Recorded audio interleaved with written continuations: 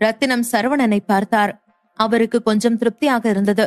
ஆனாலும் மனதிற்குள் ஒரு மாதிரியான கையாலாகாத ஃபீலிங் இருந்து கொண்டேதான் இருந்தது. முன்னாடியெல்லாம் அவரும் இப்போது சரவணன் இருப்பதை போலத்தான் இருப்பார். அதை யோசித்து பார்த்தவர் திடீரென்று சரவணனை பார்த்து, அதெல்லாம் வேண்டாம். நான் தான் ஜோஸ் டவுனுக்கு திரும்ப வரணும்னு சொல்லி வந்திருக்கேன். நீங்க இதுல இன்வால்வ் ஆக வேண்டாம் என்று சொன்னார். அப்படியெல்லாம் இல்ல. அவங்க என்னோட சம்பந்தப்பட்ட ஆளுங்களை காயப்படுத்தி இருக்காங்க. என்னால இதை இப்படியே சும்மா விட முடியாது என்று சொன்னான். ரத்தினத்திற்கு இதற்கு மேல் சரவணனிடம் சொல்ல ஒன்றும் இருக்கவில்லை. சொன்னாலும் கேட்க மாட்டான் என்று தெரியும். அதனால் சொல்லிவிட்டு அவரது வின் பிரேக்கர் ஜாக்கெட்டை எடுத்து போட்டுக்கொண்டு போனார். அதை போட்டதும் ரத்தினத்திற்கு திடீரென்று பல வருடங்கள் வயது குறைந்தது போல இருந்தது. தனு ரத்தினத்திற்காக காத்து கொண்டிருந்தார். ஹாய் ரத்தினம், வந்துட்டீங்களா என்று சொன்னார் தனு.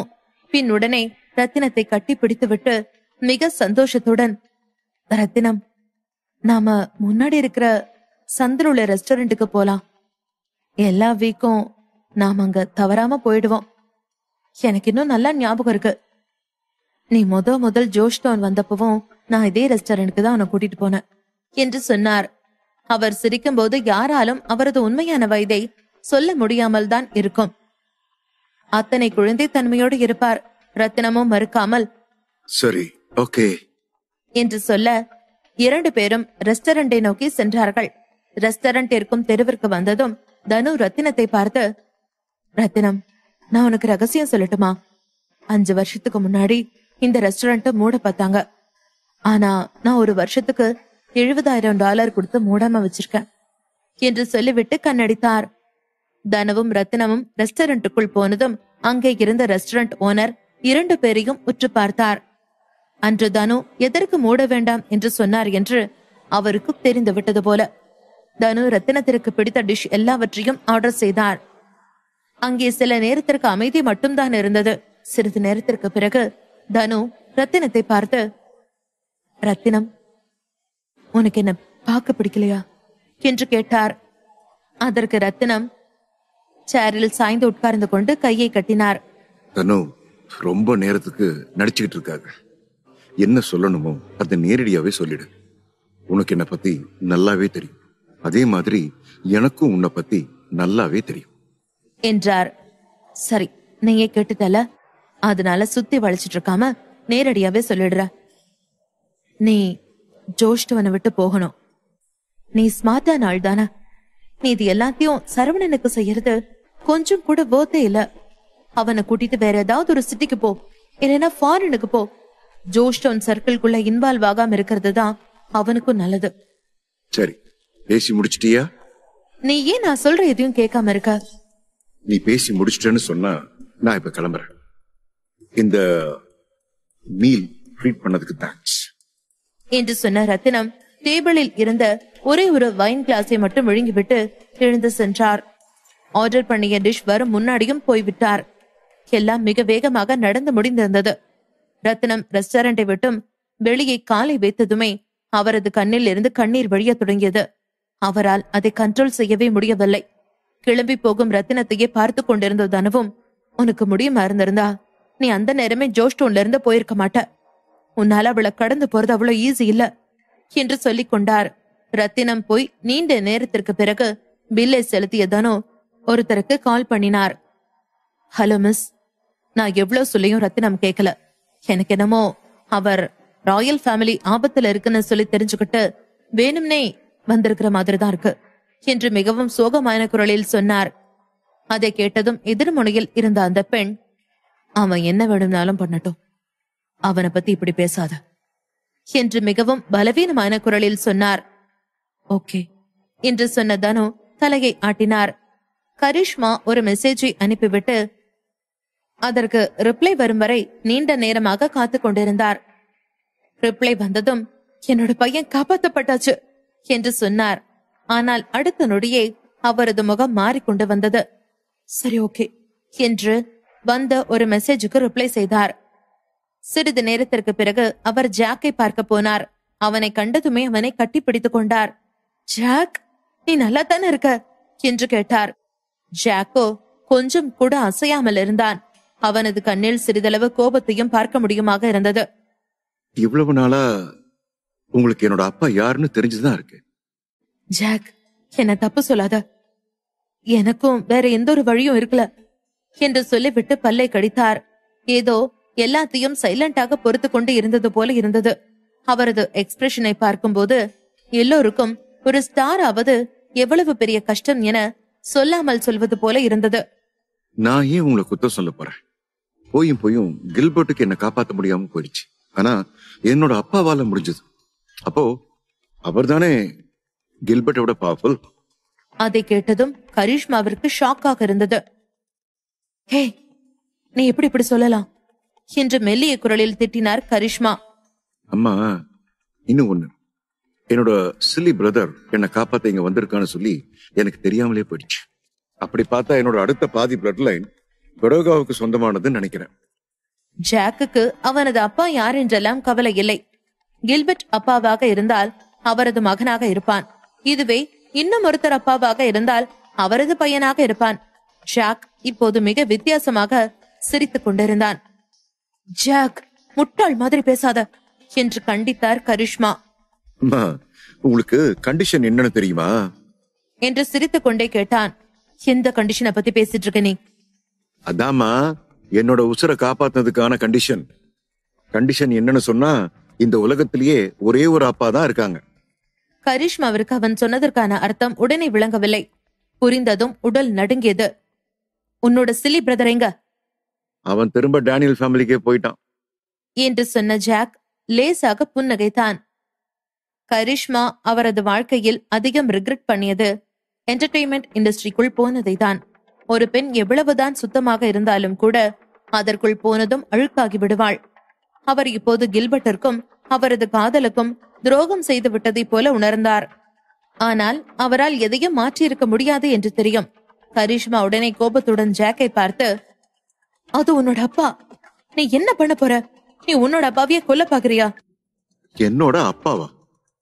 என்ன உங்களுக்கு இன்னும் பைத்தியம் தெரியலையா? நீங்க ரொம்ப அசிங்கமான பொண்ணு. உங்களுக்கு இப்பதான் யார் என்னோட அப்பான்னு சொல்லி தெரிஞ்சிருச்சுல்ல, அப்புறம் மறுபடியும் அந்த ஆளை போய் என்னோட அப்பான்னு சொல்லிட்டு இருக்கீங்க. நான் லாக்அப்ல இருக்கும்போது யார் என்ன காப்பாத்தினது? உங்களுக்கு டேனியல் ஃபேமிலி தான் அவ்வளவு முக்கியமாச்சே. அப்புறம் ஏன் நீங்க இன்னொரு பிள்ளை எடுத்துக்கூடாது? அது மட்டும் இல்ல, அவருக்கு நான் அவரோட பிள்ளை இல்லைன்னு தெரிஞ்சும் ஏன் வளர்த்தாரு? அவருக்கு புள்ள பெத்துக்க முடியாதுன்னு சொல்லிதானே. ஜாக்கின் முகத்தில் கொஞ்சம் கூட கருணை இருக்கவில்லை. கரிஷ்மா மொத்தமாக அதிர்ந்து போயிருந்தார். ஜாக் அவனது உண்மையான நேரத்தை காட்டியதும் கரிஷ்மா உடனே கில்பர்ட்டிற்கு கால் எடுத்தார். அடியே, எதுக்கு இப்ப என்ன கால் பண்ண? கில்பர்ட், ஜாக்கோ அவனோட பிரதரும் உங்களை கொல்றதுக்காக வந்துட்டு இருக்காங்க. எதையும் யோசிக்காம உடனே தப்பிச்சு போயிருங்க. காலை கட் பண்ணியதும் முன்னால் இருந்த சாராவையே பார்த்தார் கில்பர்ட். ஏதும் ப்ராப்ளமா என்று கேட்டார் சாரா. சரியாக பார்த்தால் கில்பர்ட் சாராவையும் கூட்டிக் கொண்டுதான் போக வேண்டும். ஆனால் அதுக்கு இப்போது நேரமில்லை. சாரா சொன்னதை வைத்து பார்க்கும்போது சரவணன் அவரை மிகவும் வெறுக்கிறான். கில்பர்ட் மட்டும் சரவணனின் இடத்தில் இருந்திருந்தால் கண்டிப்பாக சாராவை கொன்றிருப்பார். அப்போது கில்பர்ட் திடீரென்று எழுந்து கொண்டு, நான் உங்களுக்காக ஒரு கிஃப்ட் வச்சிருக்கேன், உடனே போய் எடுத்துட்டு வரேன் என்று சொல்லிவிட்டு போனார். சாராவோ சந்தோஷமாக புன்னகைத்துக் கொண்டிருந்தார். சிறிது நேரத்திற்கு பிறகு கதவு திறக்கப்படவும் கில்பர்ட் தான் வந்து விட்டார் போல என்று பார்த்தார். ஆனால் அங்கே வந்தவனோ வேறு ஒருத்தன், ஜாக்கின் அண்ணன். அவனை பார்த்த சாரா, யார் நீங்க என்று கேட்டார். ஆனால் பதில் இல்லை. அவன் அந்த ரூம் முழுக்க பார்த்தான். கில்பர்ட் இல்லை என்று தெரிந்ததும் திடீரென்று சாராவிற்கு முன்னால் வந்து நின்றான்.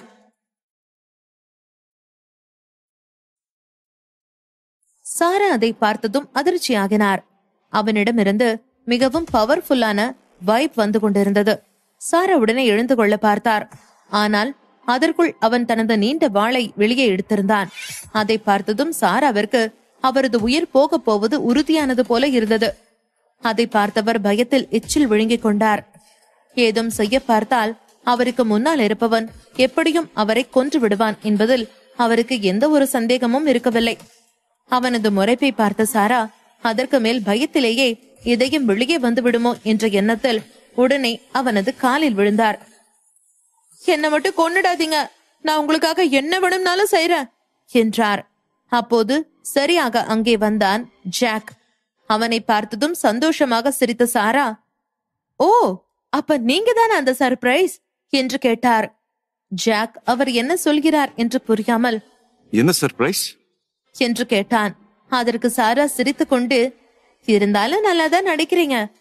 இல்ல, உங்க அப்பா எனக்கு ஏதோ சர்ப்ரைஸ் இருக்குன்னு சொல்லிட்டு தான் போனாரு.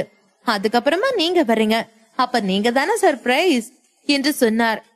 அதை கேட்டதும் ஜாக்கிற்கு படுமுட்டால் ஒருத்தரை கண் முன்னாடி பார்த்து கொண்டிருப்பது போல இருந்தது. அப்போதுதான் சாராவிற்கு இன்னும் ஒரு விஷயமும் ஞாபகத்திற்கு வந்தது. அதுதான் அவர் ஜாக்குக்கு கல்லை கொடுத்தது மட்டும்தான். ஆனால் அதற்கான பணத்தை எடுத்திருக்கவில்லை. அவருக்கு எவ்வளவு பணம் கிடைக்கும் என்பதெல்லாம் கவலை இல்லை. அவரை பொறுத்த வரைக்கும் அவர் ஜாக்கிற்கு தகுந்த நேரத்தில் 2 ஃபேவர் செய்திருக்கிறார், அவ்வளவுதான். ஜாக்கோ அவரை பார்த்து முறைத்துக் கொண்டே, இவ்வளவு பிடிக்கடா, எனக்கு இப்படியான ஒரு கிஃப்ட் கிடைக்கும்னு சொல்லி நான் எதிர்பார்க்கவே இல்ல என்று சொல்லி சிரித்தான். சாரா சரவணனை விரும்பும் பெண்ணின் அம்மா. இவரை வைத்து அவனை பிடித்து விடலாம் என்று நினைத்தான். சரவணா, இன்னைக்கு உன்னை கொல்ல போறண்டா என்று கத்தினான் ஜாக். இரவு முடிந்து கொஞ்சமாக வெளிச்சம் பரவி கொண்டு வந்தது. சரவணா எலினாவின் வார்டில் இருந்தான். சூரியனின் வெளிச்சம் கொஞ்சம் கொஞ்சமாக பரவ மெதுவாக கண் விழித்தான் சரவணன். அவன் எழும்பி பார்க்கும்போது எலினா ஏற்கனவே எழும்பி இருப்பது தெரிந்தது. அவனுக்கு அவளது திறந்த கண்களை பார்க்கும்போது சந்தோஷமாகத்தான் இருந்தது. அவளை பார்த்து லேசாக புன்னகைத்தவன், குட் மார்னிங் என்று சொன்னான். அதற்கு எலினாவும் புன்னகைத்துக் கொண்டே பதில் சொன்னாள். அதற்கு பிறகு இருவரும் இடையில் வேறு எந்த ஒரு சம்பாஷணைகளும் இருக்கவில்லை. சிறிது நேரத்திற்கு பிறகு எலினாவேதான் தலையை சொரிந்து கொண்டே, இப்பெல்லாம் எனக்கு ஏதோ அதிகமா ஞாபகமே நிக்க மாட்டேங்குது என்று சொன்னாள். அதை கேட்டதும் சரவணன் குறும்பாக புன்னகைத்தான். அதை பார்த்ததும் எலினா உடனே, வேணாம், ஒன்னும் சொல்லாத என்றாள். அதை கேட்டதும் சரவணன் சிரித்துவிட்டு, சரி, சாப்பிட ஏதாவது வேணுமா என்று கேட்டான். ஏற்கனவே பசியில் இருந்தவளுக்கு அவனது கேள்வியை கேட்டதும் இன்னும் பசி கூடியது. அப்போது அவளது பார்வை அருகே இருந்த சூப் கப்பின் மீது பட்டது. அம்மா வந்திருந்தாங்களா? ஆமா. அதை கேட்டதும் அவர் எதற்கு ஹோக்சியாவிற்கு வந்தார் என்ற கேள்வி எலினாவின் மனதில் எழுந்தது. ஆனால் அவளால் அதை சரவணனிடம் கேட்க முடியவில்லை. 2 பேருக்கும் ஒத்து போவதில்லை என்றுதானே அவளுக்கு தெரியும். அது மட்டுமில்லாமல் அவளுக்குமே அவளது தாய் மீது கொஞ்சம் கடுப்பு இருக்கத்தான் செய்தது. அவ உனக்காக சமைச்சு கொடுக்கதான் வந்திருந்தா. உனக்கு இங்க உள்ள சாப்பாடெல்லாம் செட் ஆகுமான்னு சொல்லி அவங்களுக்கு ஒரு யோசனை. உனக்கு அவங்கள மீட் பண்ணணுமா? இல்ல, வேணாம், நான் அப்புறமா பேசிக்கிறேன். சரவணனுக்கு எலினா இப்போதுதான் சரியாகி இருப்பதால் சாரா செய்ததை பற்றி சொல்ல விருப்பம் இருக்கவில்லை. அப்போது அவன் அவளது கழுத்தில் இருந்த ஜாட் ஆல்ம்ஸ்டான் கல்லை பார்த்தான். அது இருந்ததற்கு இப்போது கொஞ்சம் பிரகாசத்தை இழந்திருந்தது. அங்கே சாப்பிட்டு முடித்ததும் சரவணன் ரத்தினத்தை பார்க்க போனான். அவன் போனதும் எலினா போனை எடுத்து சாராவிற்கு கால் செய்தாள். சாரா இப்போது டேனியல் ஃபேமிலி வீட்டில் இல்லை. ஜாக்கின் சகோதரன் அவரை அவர்களது ரகசிய மேன்ஷனுக்கு கூட்டிக் கொண்டு போயிருந்தான். அந்த இடம் முழுக்க மிகவும் வினோதமாக இருந்தது. கூடவே அதிகமான துர்நாற்றமும் அடித்துக் கொண்டே இருந்தது. ஆனால் சாராவோ அதை எதையும் அலட்டி கொண்டதாக தெரியவில்லை. அம்மா, எங்க இருக்கீங்க? நான் கிட்டத்தட்ட முழுசா குணமாயிட்டம்மா. என்னால இப்ப கட்டில இருந்தும் இறங்க முடியுமா இருக்கு. எலினா சொன்னதையெல்லாம் கேட்ட சாராவிற்கு மிகவும் நடுக்கமாக இருந்தது. அவர் ஏதும் பதில் சொல்லாமல் இருப்பதை அவதானித்தாள் எலினா. உடனே, அம்மா, என்னாச்சுமா என்று கேட்டாள். ஒன்னும் இல்ல, நான் நல்லாத்தான் இருக்கேன். இல்லம்மா, உன்னோட குரல் ஏதோ டிஃப்ரெண்ட் தெரியுது.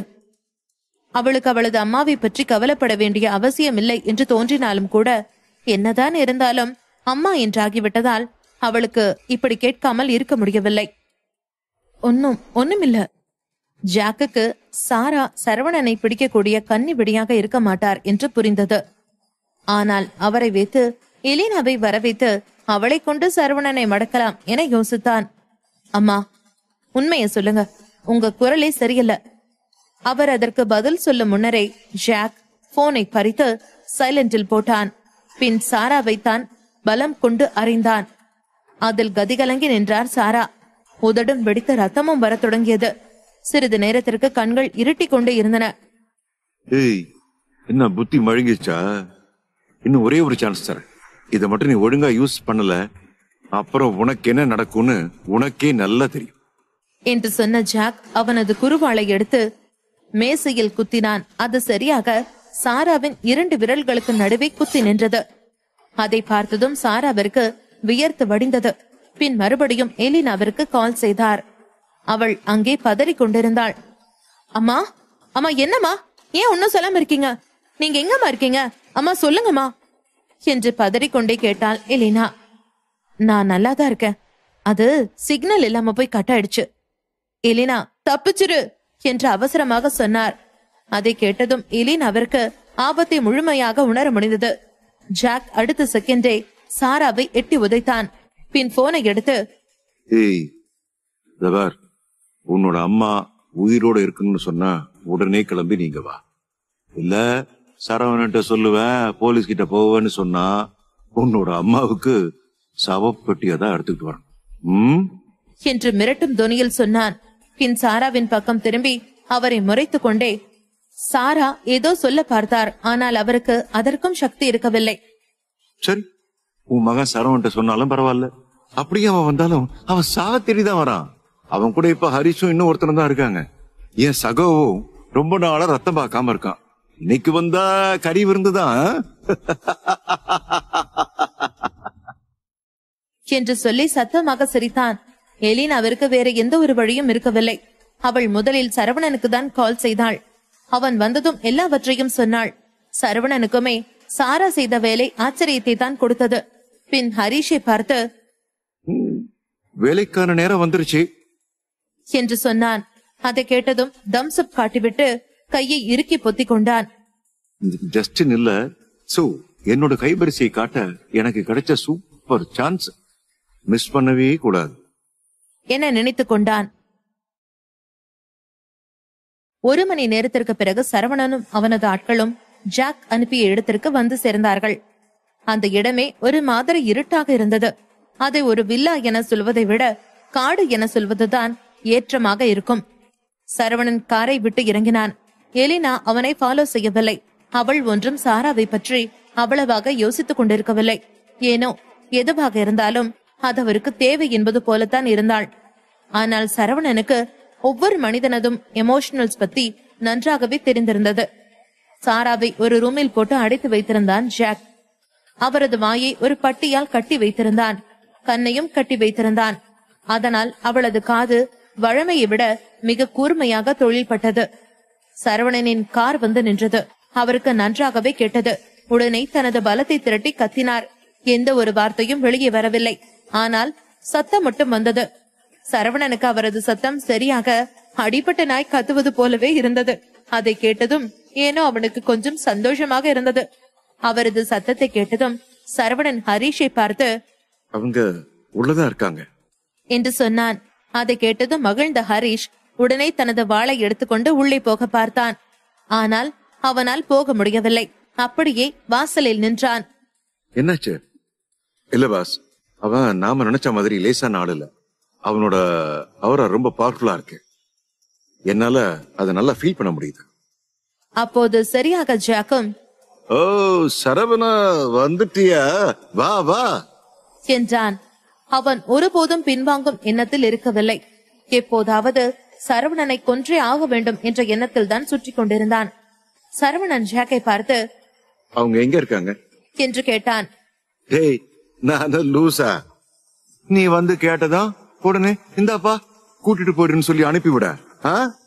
ஜாக் சொல்லிவிட்டு சத்தமாக சிரித்தான். அவன் இதற்கு முன்னாடி நிறையவே அவமானப்பட்டு விட்டான். அதனால் இன்று எப்படியும் சரவணன் இங்கே இருந்து போவது கொஞ்சம் கஷ்டமான காரியம்தான். சரி, என்ன கண்டிஷன் சொல்லு. சாராவோட உசுறு எடுக்கிறது ஒன்னும் எனக்கு அவ்வளவு கஷ்டமான வேலை இல்ல. நீ என்ன பண்ணணும்னா, என்னோட மனசு ஆறுற வரைக்கும் நீ இங்க முட்டி போட்டுக்கிட்டு இருக்கணும். ஒருவேளை என்னோட மனசு திருப்தி ஆயிடுச்சுன்னு சொன்னா நான் விட்டுறேன். ஜாக் சாராவை பகடைக்காயாக பயன்படுத்தி சரவணனை வேண்டியதை செய்ய சொல்லலாம் என நினைத்தான். ஆனால் அடுத்து நடந்தது அவன் கொஞ்சம் கூட எதிர்பார்த்திருக்காதது. இல்ல, உன்னை விடணும்னு சொன்னா என்ன கண்டிஷன் கேட்டேன் என்று கையை கட்டிக்கொண்டு கேட்டான் சரவணன். ஜாக் கண்ணை பிரட்டி கொண்டு வில்லாவின் ஜன்னல் வழியாக சரவணனை பார்த்தான். ஏலே, உனக்கு சாராவோட உசுறு முக்கியம் இல்ல போலயே. நான் என்னமோ நீ உறவுகளுக்கு மரியாதை கொடுக்க கூடியவன்னு சொல்லி உன்னை ரொம்ப உயர்வா நினைச்சிட்டு இருந்தேனே. அப்போ அவ்வளவுதானே நீ? ஏய், அவங்களுக்கு உன்னை பிடிக்காம இருக்கிறதுல சந்தேகம் இல்ல. உனக்கு ஏன் முன்னாடி முட்டி போட முடியாதானே? அப்போ நீ இன்னைக்கு செத்தடா. ஜாக் சாராவின் வாயை சுற்றி கட்டி இருந்த துணியை அவிழ்த்து விட்டான். அதை அவிழ்த்ததும் தான் சாராவிற்கு கொஞ்சம் ஒழுங்காக மூச்சு விட முடியுமாக இருப்பது போல இருந்தது. சிறிது நேரம் இருமிக் கொண்டிருந்தார். பின் சத்தமான குரலில், டேய், நான் எலினாவோட அம்மாடா. உனக்கு கொஞ்சம் கூட ஈவிரக்கமே இல்லல்ல. முட்டை தானே போட போற. அத போட்டா குறைஞ்சா போயிடுவ. நீ நான் சொன்னா கேட்க மாட்டியா என்றார். அதை கேட்டதும் சரவணனுக்கு சிரிப்பாக இருந்தது. அவர் சொல்வதை நான் எதற்கு கேட்கணும்? இல்லை, எனக்கு ஆணையிடதான் அவருக்கு என்ன உரிமை இருக்கிறது என்று நினைத்தான். பின் ஹரிஷை பார்த்து ஸ்டார்ட் பண்ணலாம் என்று சொன்னான். அதை கேட்டதும் ஹரிஷ் ஒரு நொடியும் தாமதிக்காமல் உடனே ஓடிப்போய் வில்லா கதவை எட்டி உதைத்தான். அவன் உள்ளே போய் பார்க்கும்போது ஜாக்கும் சாராவும் இருக்கவில்லை. அவரை கட்டி வைத்திருந்த துணி மட்டும்தான் இருந்தது. ஹரிஷ் திரும்பும் சரவணனை பார்த்தான். பின் உடனே பாஸ் பத்திரம் என்று கத்தினான். கொஞ்ச நேரத்திற்கு முன்னாடி சாராவை இழுத்து கொண்டு போய் கொண்டிருந்த ஜாக்கின் சகோதரன் இப்போது சரவணனுக்கு பின்னால் வந்து நின்றிருந்தான். அதை பார்க்கும் பொழுது அவன் ஒரு சாதாரண மனிதனாக இருக்க மாட்டான் என்பது மட்டும் புரிந்தது. அவனது இந்த அசைவு சில நொடிகளிலேயே நடந்து முடிந்திருந்தது. சரவணன் திரும்பி அவனை பார்த்தபோது அவனது கண்ணில் தெரிந்ததை புரிந்து கொண்டதும் அதிர்ந்தான். உலக ஆசைகள் அனைத்தையும் துறந்து தன் வாழ்க்கையை மார்ஷியல் ஆர்ட்ஸுக்காகவே அர்ப்பணித்து வந்தான் அவன் என்பது சரவணனுக்கு புரிந்துவிட்டது. அவனது கண்ணில் கொலை வெறி அப்பட்டமாக தெரிந்தது. சரவணன் அவனை பார்க்கவும் அவன் இவனை முறைத்து கொண்டு வாளை வீசினான். நல்ல வேளையாக சரவணனின் வேகமும் நன்றாக இருந்ததால் அவன் உடனே குனிந்து தாக்குதலிலிருந்து தப்பித்துக் கொண்டான். சாராவை இழுத்து கொண்டு போனான் ஜாக். சாராவோ அவனது காலை பிடித்து கெஞ்சி கொண்டிருந்தார். மிஸ்டர் ஜாக், பிளீஸ் என்ன விட்டுருங்க. என்ன ஒன்னும் பண்ணாதீங்க பிளீஸ். நான் உங்களுக்கு என்ன வேணும்னாலும் பண்றதுக்கு ரெடியா இருக்கேன். என்ன உயிரோட மட்டும் விட்டுடுங்க என்று கதறினார். ஆனால் ஜாக் அவரை விடும் எண்ணத்தில் இருப்பது போல தெரியவில்லை. அதை பார்த்ததும் சாரா மீண்டும், இல்ல மிஸ்டர் ஜாக், என்ன விட்டுருங்க. என் பொண்ணோட உயிரை காப்பாத்த தேவையான மருந்தையே உங்களுக்கு கொடுத்தவதானே நானு. என் மேல கருணை காட்டுங்க என்று விடாமல் கெஞ்சினார். ஆமா, அதத்தான் சொல்றேன். அப்படின்னா தம் மகளுக்கே பாவம் பார்க்காத உசுறு எதுக்கு இந்த உலகத்துக்கு பாரமா இருந்துகிட்டு? செத்துரு என்றான்.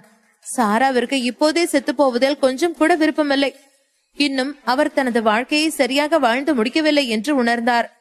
ஜாக் அவரை ஏளனமாக பார்த்துவிட்டு, இன்னைக்கு நீயும் சாவ, இங்க இருக்கிற எல்லாரும் சாவானுங்க என்று சொன்னவன் கத்தியை வேகமாக ஓங்கினான். ஆனால் அவனது கை அந்தரத்திலேயே நின்றது. அவன் அதிர்ச்சியுடன் பார்க்க அங்கே விக்ரம் நின்று கொண்டிருந்தான். அவனது கண்ணில் தீ பற்றி எரிந்து கொண்டிருந்தது. அதை பார்த்தவன் உடனே சரவணனை தடுத்து கொண்டிருந்தவனை பார்த்து, இங்க இன்னும் ஒருத்தா இருக்கா என்று கத்தினான்.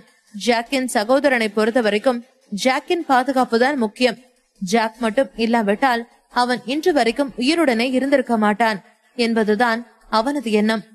ஜாக்கின் சொல்லை கேட்டதும் அவன் மின்னல் வேகத்தில் விக்ரமிற்கு முன்னாடி வந்தான். வந்தவன் அடுத்த நொடியே விக்ரமை எட்டி உதைத்தான். அதில் சில அடிகள் தள்ளி போய் விழுந்தான் விக்ரம். அதை பார்த்து ஜாக் சிரித்துவிட்டு, அப்போ இது 3 vs 1 என்று கேட்டான். பின் மறுபடியும் அவனது அண்ணாவை பார்த்து, அவனுங்க எல்லாரையும் கொல்லு, எல்லாரையும் கொல்லு என்று கத்தினான். அதை கேட்டதும் கழுத்தில் சொடக்கெடுத்தான் அவன். பின் தனது வாளை சுற்றி கொண்டு முன்னேற பார்க்கும் பொழுது விக்ரம் சிரிப்பது தெரிந்தது. அவன் சிரித்துக் கொண்டே, பாஸ், உங்களுக்கு தேவையான எல்லாரையும் கூட்டிட்டு வந்துட்டேன் என்று சொன்னான். அவன் அப்படி சொன்னதும் சுற்றியும் சங்கு சத்தம் கேட்க தொடங்கியது. அதை பார்த்ததும் ஜாக் ஷாக் ஆகி நின்றான். அதே அதிர்ச்சியுடன் சரவணனை பார்த்து என்று கேட்டான்,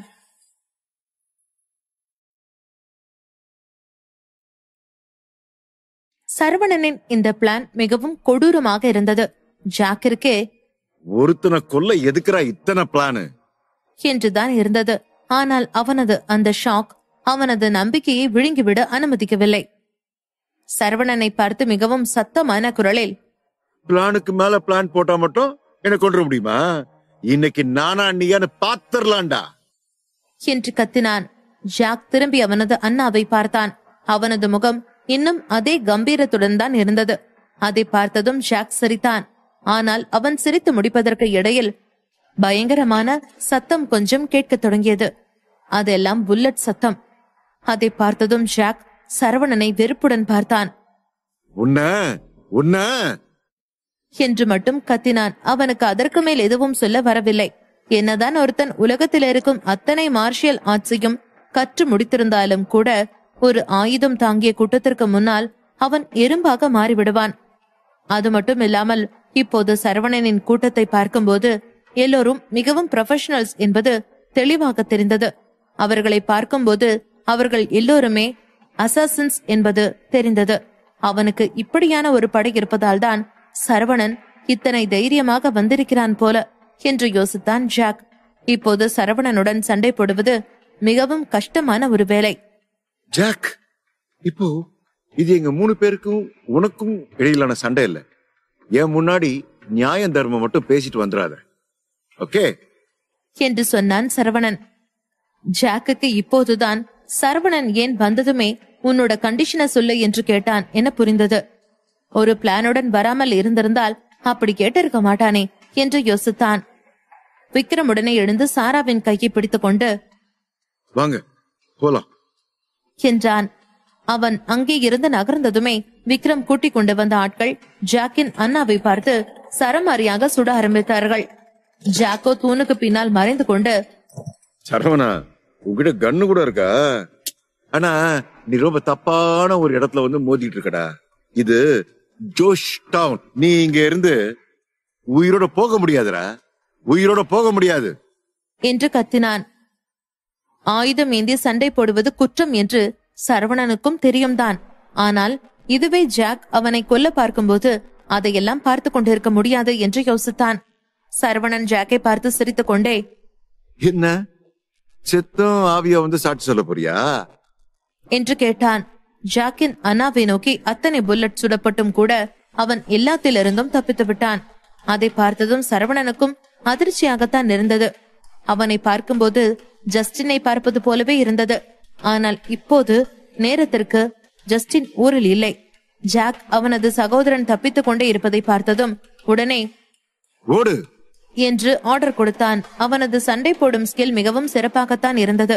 ஆனால் அவன் எவ்வளவு கத்தியும் அவனது அண்ணா திரும்பி வரவில்லை. சரவணனையே முறைத்து பார்த்து கொண்டிருந்தான். ஜாக் மறுபடியும் திரும்பி வந்துரு என்று கத்தினான்.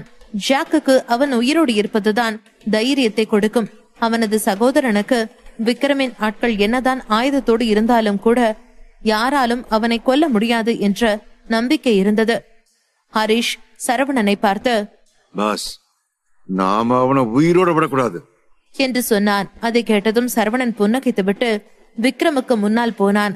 அதே நேரத்தில் விக்ரமின் ஆட்கள் ஜாக்கின் பிரதரை நோக்கி எவ்வளவு தாக்குதலை செலுத்தியும் கூட ஒரு புல்லட்டை கூட அவனது உடலுக்குள் செலுத்த முடியாமல் போய்விட்டது. அவனது பவர் மிகவும் அபூர்வமாக இருந்தது. தன்னை நோக்கி வரும் புல்லட்டுகளை வாளாலேயே தடுக்கிறான் என்றால் அவன் இப்படியும் சிறு வயதிலிருந்தே பயிற்சி எடுத்துக்கொண்டு வருகிறான் என்பதை புரிந்து கொள்ள முடிந்தது. விக்ரமுக்கு முன்னாடி போன சரவணன் அவனது கையில் இருந்த கன்னை எடுத்தான். பின் அவனை பார்த்து, ஏய், நீ கூட்டிட்டு வந்திருக்கிற ஆட்களோட திறமை பத்தாது, ஒருத்தன் கூட ப்ரொஃபஷனலா இல்ல என்று சொன்னான். பாஸ், அப்போ ப்ரொஃபஷனல் ஆகிறதுக்கு என்ன பாஸ் பண்ணணும்? இதுக்குதான் சொல்றது ப்ரொஃபஷனல்னு சொல்லி என்று சொன்ன சரவணன் சரியாக ஜாக்கை நோக்கி குறிவைத்தான். அதை பார்த்ததும் ஜாக்கின் முடியெல்லாம் நட்டுக்கொண்டு நின்றது. அவனோ சரவணனை பார்த்து மிகுந்த பதட்டத்துடன், டேய் பைத்தியமே, உனக்கு என்ன பைத்தியமா என்று கத்தினான். அதை கேட்டதும் சரவணன் சிரித்துக் கொண்டே, பைத்தியத்துக்கிட்டே போய் பைத்தியமானு கேக்குறியே, உனக்கு என்ன பைத்தியமா என்று கேட்டுவிட்டு அடுத்த நொடியே அவனது முழங்காலில் சுட்டான். புல்லட் அவனது சதையை துளைத்துக் கொண்டு போகவும் அடிப்பட்ட காற்று பன்றி போல சுருண்டு விழுந்தான். ஜாக்குக்கு அவனது சகோதரன் அளவிற்கு எந்த ஒரு திறமையும் இருக்கவில்லை. அவன் காலை நசுக்கி பிடித்துக் கொண்டே, நீ ரொம்ப ரொம்ப அசிங்கம் பிடிச்சவன்டா என்று சொன்னான். என்னது அசிங்கம் பிடிச்சவனா? உன்ன மாதிரியான ஆளுங்க கூட டீல் பண்ண இன்னும் கீழ்த்தரமா நடந்துக்கிட்டாலும் பரவாயில்லடா. அதை கேட்டதும் ஜாக் பல்லை கடித்துக் கொண்டு மறுபடியும் எழுந்து கொள்ள பார்த்தான். ஆனால் அதற்குள் சரவணன் இன்னும் 3 புல்லட்டுகளை அவனது காலுக்குள் செலுத்தினான்.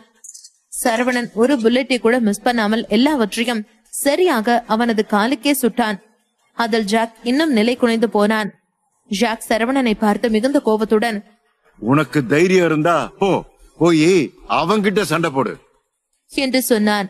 சரவணனோ ஹீரோ ஆக பார்க்காமல், என்கிட்ட அவ்வளவு திறமை இல்ல, ஆனா இருக்கிற ஸ்கில்லு உன்னை கொல்ல போதுமானதா இருக்கு என்று சொன்னான். சொல்லிவிட்டு அடுத்து இன்னும் ஒரு புல்லட்டை ஃபயர் பண்ணினான். இந்த தடவை அவனது குறி சரியாக ஜாக்கின் 2 தொடைகளுக்கும் இடைப்பட்ட பகுதியில் தான் இருந்தது. ஜாக்குக்கு அதன் வலியை எப்படி வெளிப்படுத்துவது என்றே தெரியவில்லை. அந்த வலியை அனுபவித்துக் கொண்டிருப்பதற்கு பதிலாக செத்து விடலாம் போல இருந்தது. அவன் நிலத்தில் புரண்டு புரண்டு இருந்தான். சரவணன் அவனை பார்த்து, இதுக்கு மேலே என்னோட ஆர்கியூ பண்ண புரியா? இப்ப கடைசியா கொடுத்த புல்லட் இதுவரைக்கும் நீ கை வச்ச பொண்ணுங்க சார்பா கொடுத்த கிஃப்ட் என்று சொன்னான். ஜாக்குக்கு மன்னிப்பு கேட்க கூட பேச முடியவில்லை.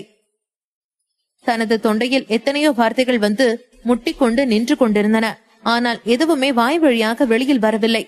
ஜாக்கின் கண்ணில் இருந்து கண்ணீர் வழிந்து கொண்டே இருந்தது. அவனது பார்வை அவனது அண்ணாவை நோக்கித்தான் இருந்தது. சரவணனுக்கு அவன் ஜாக்கின் பக்கம் வரும் வரை பார்த்து கொண்டிருந்தான். அவனும் சரவணனை ஒரு பார்வை பார்த்தான்.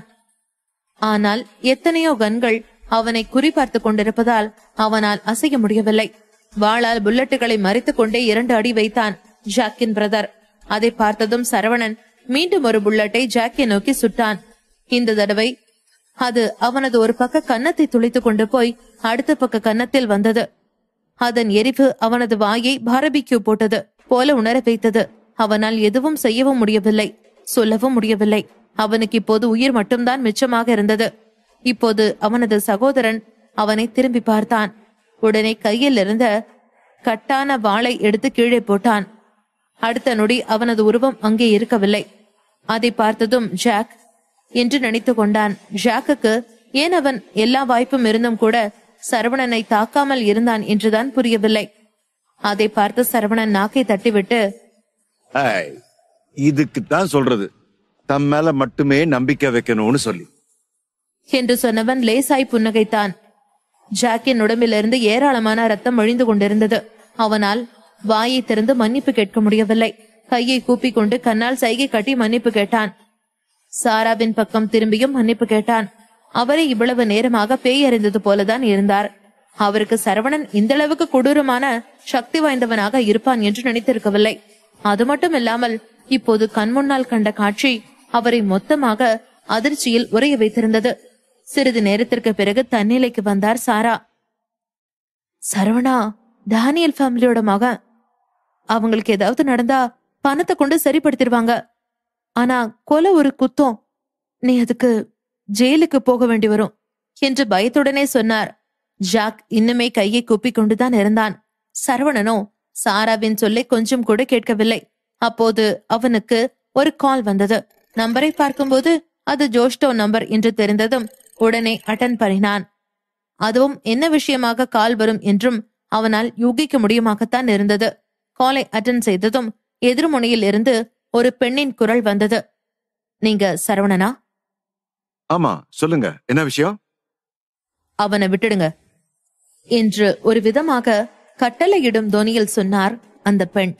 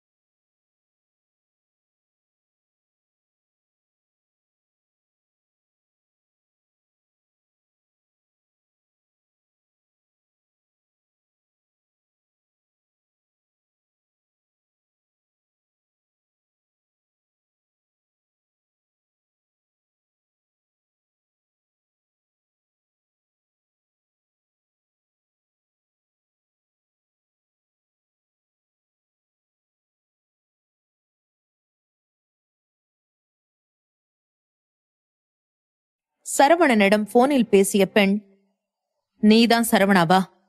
ஜாக்க எதுவும் பண்ணிடாத, அவனை விட்டுடு என்று சொன்னாள். அதை கேட்ட சரவணன் மிகவும் கோபமானான். பின்பு, விட முடியாது, என்ன பண்ணுவீங்க என்று கேட்டான். உடனே அந்த பெண், இங்க பாரு, உனக்கு ஜாக்கோட பேரண்ட்ஸ் பத்தி தெரியாது. எனக்கு இப்பதான் கரிஷ்மா போன் பண்ணினாங்க. ஜாக் மேல ஒரு கீறல் பட்டாலும் உன்னால ஜோஸ்டோன்ல இருந்து உயிரோட போக முடியாது என்று கோபமாக சொன்னாள். உடனே சரவணன் சிரித்துக் கொண்டு, ஓ அப்படியா? நான் ஜோஸ்டோன் வந்ததுல இருந்து இந்த மாதிரி பல மிரட்டல்களையும் உருட்டல்களையும் பார்த்துட்டேன். அதுக்கெல்லாம் பயப்படுற ஆளு நான் இல்ல என்று சொன்னான். இங்க பாரு, நான் உன் கூட விளையாடுறேன்னு நினைக்காத, நிஜமாதான் சொல்றேன். உனக்கு உன்னோட உயிர் மேல ஆசை இருந்துச்சுன்னா நீ ஜாக்க விட்டுடு. நான் சொல்றதோட சீரியஸ்னஸ் உனக்கு புரியலன்னா உன் அம்மாவை சொல்றேன், அவங்க கிட்டே கேட்டுக்கோ என்று சொல்லிவிட்டு அந்த பெண்ணுக்கு அருகில் இருந்த ஈஸ்வரியிடம் தனது செல்போனை கொடுத்தாள். திடீரென்று அம்மா என்று சொன்னதும் அதிர்ந்து போனான் சரவணன். பின்பு, ஹலோ அம்மா என்று கூப்பிட்டான்.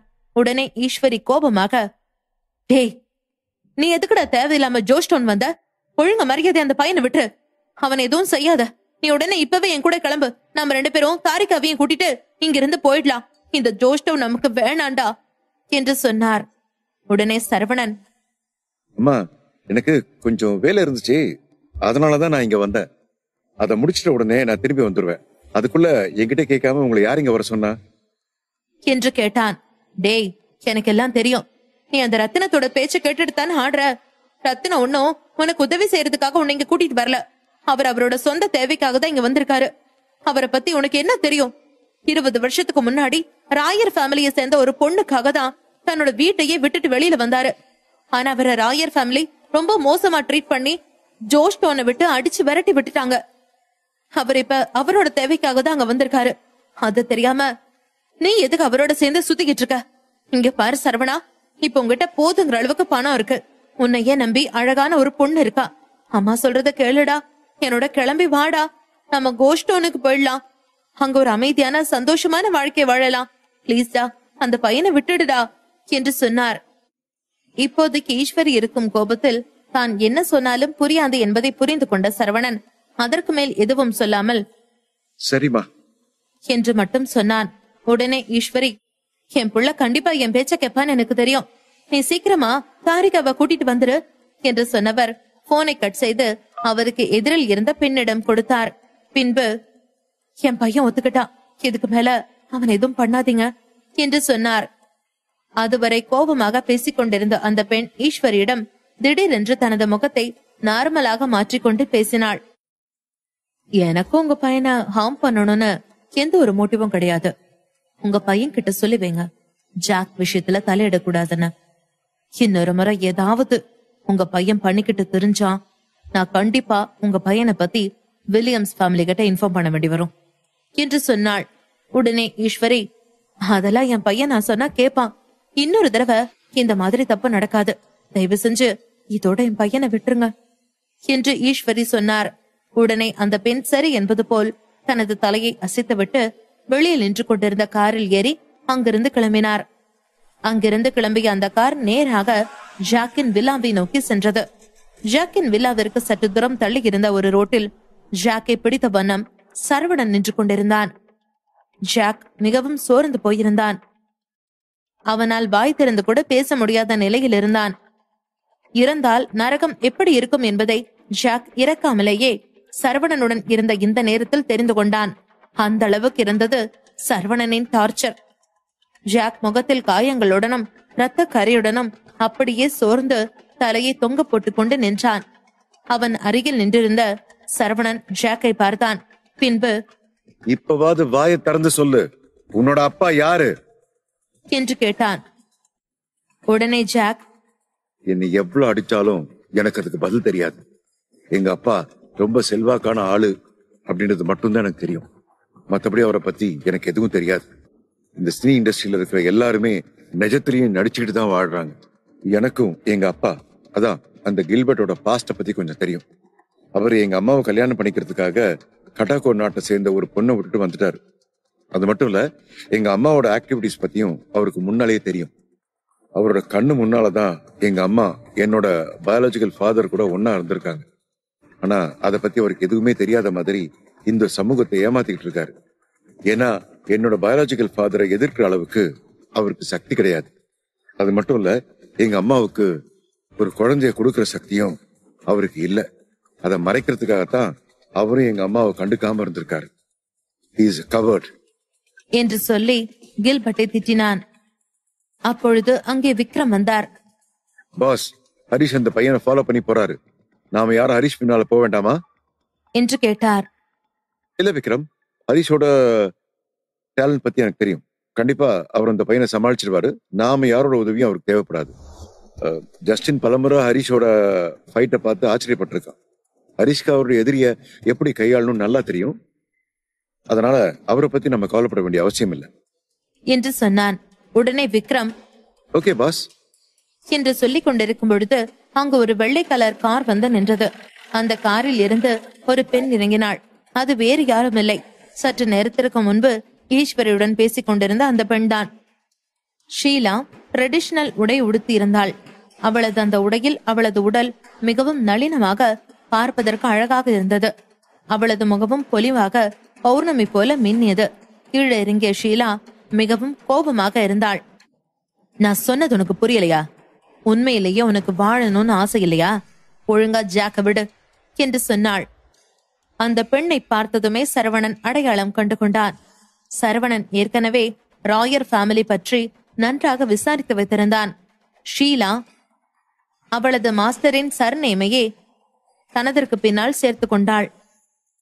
அதனால் அவளும் அந்த குடும்பத்தில் ஒருவளாகவே அனைவராலும் பார்க்கப்பட்டு வந்தாள். அவள் எதற்காக தனது மாஸ்டர் பெயரை சர்நேமாக வைத்துக் கொண்டாள் என்று சரவணனுக்கும் புரியவில்லை. அதேபோல் அவளுக்கும் ரத்தினத்திற்கும் ரத்த உறவு ஏதேனும் இருக்குமா என்றும் சரவணனுக்கு தெரியவில்லை. ஆனால் ஒன்று மட்டும் அவனுக்கு நன்றாக தெரிந்தது. ராயர் ஃபேமிலியில் மிகவும் ட்ரஸ்ட் ஒருத்தியான ஆள் என்றால் இப்போதைக்கு அது ஷீலா தான் என்று. ஷீலா மறுபடியும் கோபமாக ஒழுங்கா நான் சொல்றத கேளு, ஜாக்க விடு என்று சொன்னாள். உடனே சரவணன் முடியாது, என்ன பண்ணுவீங்க என்று கேட்டான். இங்க பாரு, அவன் மேல உன்னோட கைவிரல் கூட படக்கூடாது. அவனுடைய அப்பா யாருன்னு உனக்கு தெரியுமா என்று சொல்லிக் கொண்டிருக்கும் பொழுதே சரவணன் அங்கு நின்று கொண்டிருந்த ஜாக்கை ஓங்கி ஒரு மிதி மிதித்தான். அவன் மிதித்த மிதியில் ஜாக் 5 மீட்டர் தூரம் தள்ளி சென்று விழுந்தான். அவன் விழுந்ததில் தரையே ஒரு நிமிடம் அதிர்ந்தது. அதை பார்த்த ஷீலா மிகவும் கோபமானாள். நீ நீ நீ பெரிய தப்பு பண்ற, அவனை விடு, அவன் எதுவும் பண்ணாத என்று மறுபடியும் கோபமாக சொன்னாள். உடனே அவன் நான் ஏன் அவனை விடணும்? நான் எதுக்கு உங்களோட பேச்சு கேட்கணும்? இவ்வளவு நேரம் நான் எதுக்கு உங்களுக்காக காத்துக்கிட்டு இருந்தேன் தெரியுமா என்று கேட்டான். பின்பு நான் சரவணன், நான் நினைச்சதை கண்டிப்பா செய்வேன். என்ன ஸ்டாப் பண்ண யாராலையும் முடியாது. நான் ஒருத்தனை கொல்லணும்னு நினைச்சா அவனை என்கிட்ட இருந்து யாராலையும் காப்பாற்ற முடியாது. அத உங்களுக்கு தெரிய வைக்கணும்னு நினைச்சேன். அப்புறம் எங்க அம்மாவையே கூப்பிட்டு மிரட்டின நீங்க யாருன்னு பாக்க நினைச்சேன். அதனாலதான் இவ்வளவு தூரம் நீங்க வர்றதுக்காக பொறுமையா வெயிட் பண்ணிட்டு இருந்தேன் என்று சொன்னான். சரவணனிடம் அடி வாங்கிய ஜாக் வலி தாங்காமல் அழக்கூட ஜீவன் இல்லாமல் தரையில் கிடந்தான். ஷீலாவின் குரல் கேட்டதும் அவனையும் அறியாமல் கதற ஆரம்பித்தான். தன்னை யாராவது சரவணனிடமிருந்து காப்பாற்ற மாட்டார்களா என்று ஏங்கினான்.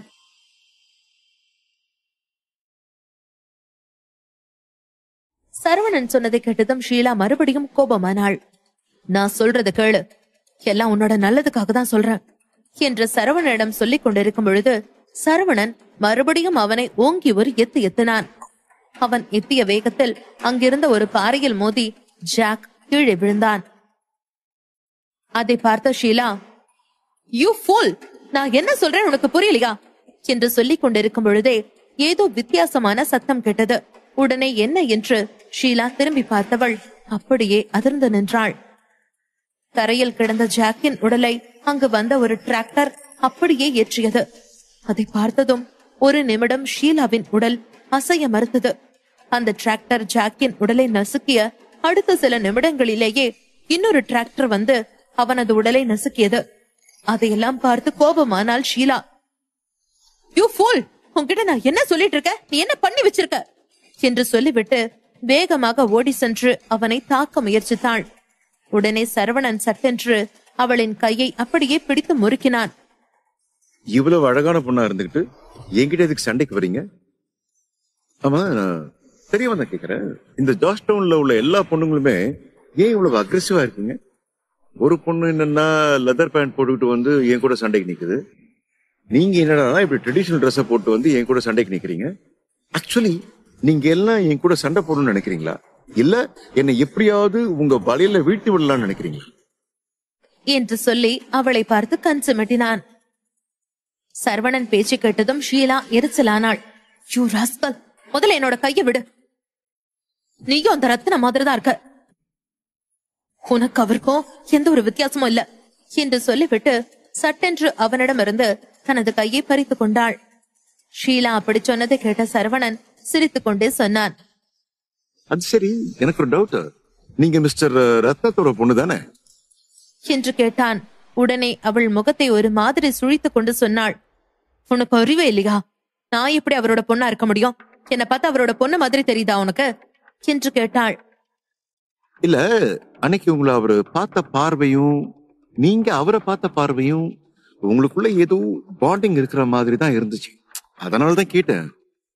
அது சரி, அப்புறம் எதுக்கு உங்க பேருக்கு பின்னால இந்த சர்நேமை வச்சிருக்கீங்க என்று சரவணன் கேட்டான். அது என்னோட மாஸ்டர் பேருக்குள்ள சர்நேம். நான் எப்ப என்னோட மாஸ்டருக்கு சர்வ் பண்ணணும்னு முடிவெடுத்தனோ அப்பவே அவங்களோட சர்நேம நானும் யூஸ் பண்ண ஆரம்பிச்சிட்டேன். நீ சொன்ன மாதிரி அவருக்கு எனக்கு எந்த உறவும் இல்ல. நல்லா புரிஞ்சுக்கோ. இந்த மாதிரி பைத்தியக்காரத்தனமா வெளியில எங்காவது உளறிட்டு இருக்காத என்று சொன்னாள். அதை கேட்டு சரவணன் சிரித்துக் கொண்டே சொன்னான். ஒருவேளை ஜெனடிக் டெக்னாலஜி மூலமா நீங்க பிறந்திருப்பீங்களோ? என்ன ஜெனடிக் டெக்னாலஜி மூலமாவா? நான் என்ன பழமா இல்ல காய்கறியா ஜெனடிக் டெக்னாலஜி மூலமா என்ன உருவாக்குறதுக்கு? பைத்தியக்காரத்தனமா உளறிட்டு இருக்காத. உன்னையெல்லாம் காப்பாத்தணும்னு வந்தம் பாத்தியா? என்ன சொல்லணும் என்று தலையில் அடித்துக் கொண்டவள் பின்பு அவனை பார்த்தாள். வெயிட் அண்ட் சீ, உன்னோட நிலைமை என்ன ஆகுதுன்னு பாரு என்று சொன்னாள். ஏன் மறுபடியும் என் கூட சண்டைக்கு வர போறீங்களா என்று சரவணன் சிரித்துக் கொண்டே கேட்டான். இனி உன் கூட நான்லாம் சண்டைக்கு வரமாட்டேன். அதுக்கு வேற ஆளுங்க இருக்காங்க, அவங்க உன்னை பாத்துப்பாங்க. அது சரி, நான் ஜெனடிக் மாடிஃபிகேஷன் மூலமா பிறந்தேன்னு உனக்கு யார் சொன்னா என்று அவள் மறுபடியும் கோபம் தீராமல் கேட்டாள். அவளது முகத்தில் கோபத்தை பார்த்தவன் சிரித்துக் கொண்டே சொன்னான். யார் சொன்னா என்று அவனும் முகத்தை எதுவும் தெரியாதது போல வைத்துக் கொண்டு கேட்டான். உடனே அவள் தனது கைகளை மடக்கிக் கொண்டு அவனை பார்த்தாள். பின்பு, எனக்கு எதிரில ஒரு முட்டாள் நிக்கிறானே, அவன் தான் சொன்னான். அவனும் அவனோட அக்லியான மூஞ்சியும். உன் கூட எனக்கு பேசுறதே பிடிக்கல, கெட் லாஸ்ட் என்று சொல்லிவிட்டு வேகமாக அங்கிருந்த காருக்குள் ஏறிக்கொண்டாள். காருக்குள் ஏறிய ஷீலா உடனே தனது மாஸ்டர் தனுவிற்கு மெசேஜ் செய்தாள். மாஸ்டர், நாம போட்ட பிளான் எல்லாம் வீணா போச்சு. அந்த சரவணன் மிஸ்டர் ரத்னா மாதிரியே தான் இருக்கான். நம்மளால அவங்களுக்கு எந்த ஹெல்ப்பும் பண்ண முடியாது. நான் எவ்வளவோ சொல்லியும் கேட்காம ஜாக் அவன் கொன்னுட்டான். நான் இப்பவே அத வில்லியம்ஸ் ஃபேமிலி கிட்ட இன்ஃபார்ம் பண்றேன் என்று சொன்னாள். உடனே தனு, கொஞ்சம் வெயிட் பண்ண. இப்போதைக்கு நீ வில்லியம்ஸ் ஃபேமிலி கிட்ட இத பத்தி சொல்ல வேண்டாம். அது அவங்க ஃபேமிலி மேட்டர், அவங்களே பாத்துப்பாங்க. ஜாக் தப்பான வழியில பிறந்த பிள்ளையா இருந்தாலும் அது அவரோட பிள்ளை. ஏற்கனவே கரிஷ்மா அவர்கிட்ட பேசினதா நான் கேள்விப்பட்டேன். அதனால கண்டிப்பா அவர் சரவணனை சும்மா விட மாட்டாரு. அடுத்து என்ன நடக்குதுன்னு பொறுத்திருந்து பார்க்கலாம். நீ முதல்ல கிளம்பிங்க வா என்று சொன்னார். உடனே ஷீலா ஓகே மாஸ்டர் என்று மெசேஜ் செய்துவிட்டு தனுவின் வீட்டிற்கு விரைந்தாள். ஷீலா அங்கிருந்து கிளம்பியதும் சரவணன் அருகில் நின்று கொண்ட விக்ரம் சற்று தூரம் தள்ளி நின்று கொண்டிருந்த அந்த டிராக்டர்களின் டிரைவரை காட்டி சொன்னார். பாஸ், அவங்க எல்லாம் என்னோட ஃப்ரெண்டு. ரொம்ப நாளைக்கு அப்புறம் இப்பதான் நாங்க மீட் பண்ணிருக்கோம். அவங்களோட நான் டைம் ஸ்பெண்ட் பண்ணணும்னு நினைக்கிறேன். உங்களுக்கு என்னால கம்பெனி கொடுக்க முடியாது என்று சொன்னான்.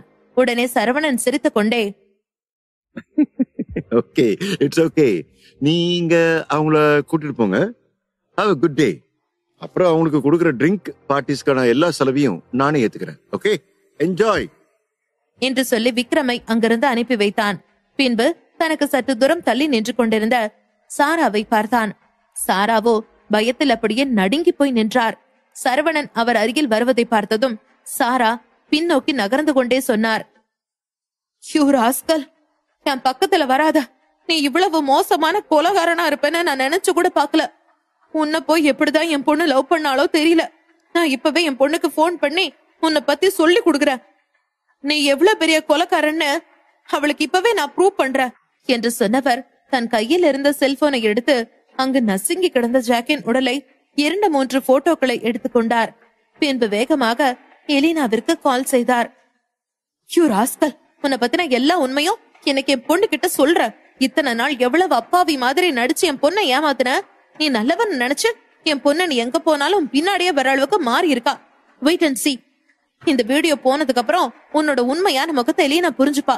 அதுக்கப்புறம் அவ பக்கத்துல கூட நீ வர முடியாது" என்று சொன்னார். உடனே சரவணன் ஒரு நிமிஷம் என்று சொல்லிவிட்டு சாராவின் அருகில் நெருங்கி சென்றான். உடனே சாரா, "இங்க பாரு, என் பக்கத்துல வராத. எதா இருந்தாலும் அங்கிருந்தே சொல்லு. எனக்கு தெரியும் நீ என்ன கொல்ல மாட்ட. ஏன்னா என் பொண்ணுக்கு நான் எவ்வளவு முக்கியம் உனக்கு நல்லா தெரியும். அவ கஷ்டப்படுறது உன்னால பார்க்க முடியாதுன்னு எனக்கு தெரியும். இங்க நடந்த விஷயத்தையோ இந்த போட்டோவையோ என் பொண்ணுக்கு ஷேர் பண்ண கூடாதுன்னா என் பொண்ணை விட்டு நீ விலகிடுவேன்னு சொல்லு. ஃபியூச்சர்ல எப்பவுமே நீ என் பொண்ணு பார்க்க வரமாட்டேன்னு சொல்லு" என்று சொன்னார். உடனே சரவணன் சிரித்துக் கொண்டு, இப்போ இந்த போட்டோவை நான் அனுப்ப வேண்டாம்னு உங்ககிட்ட சொல்லவே இல்லையே. தாராளமா இந்த போட்டோவை அனுப்பு என்று சொன்னான். உடனே சாரா என்று சொல்லிக் கொண்டிருக்கும் பொழுதே எலினா போனை அட்டன் செய்தாள். அவள் போனை அட்டன் செய்ததுமே, "எலினா" என்று சாரா வேகமாக கூப்பிட்டார். "மம்மி, என்னாச்சு? ஏன் இவ்வளவு பதட்டமா பேசுறீங்க? அங்க சரவணன் வந்துட்டானா இல்லையா?" என்று எலினா பதற்றமாக கேட்டாள். "எலினா, இந்த சரவணா இருக்கிறான்ல, அவன்" என்று ஏதோ சொல்ல வந்தார். ஆனால் சொல்ல முடியாமல் போனது.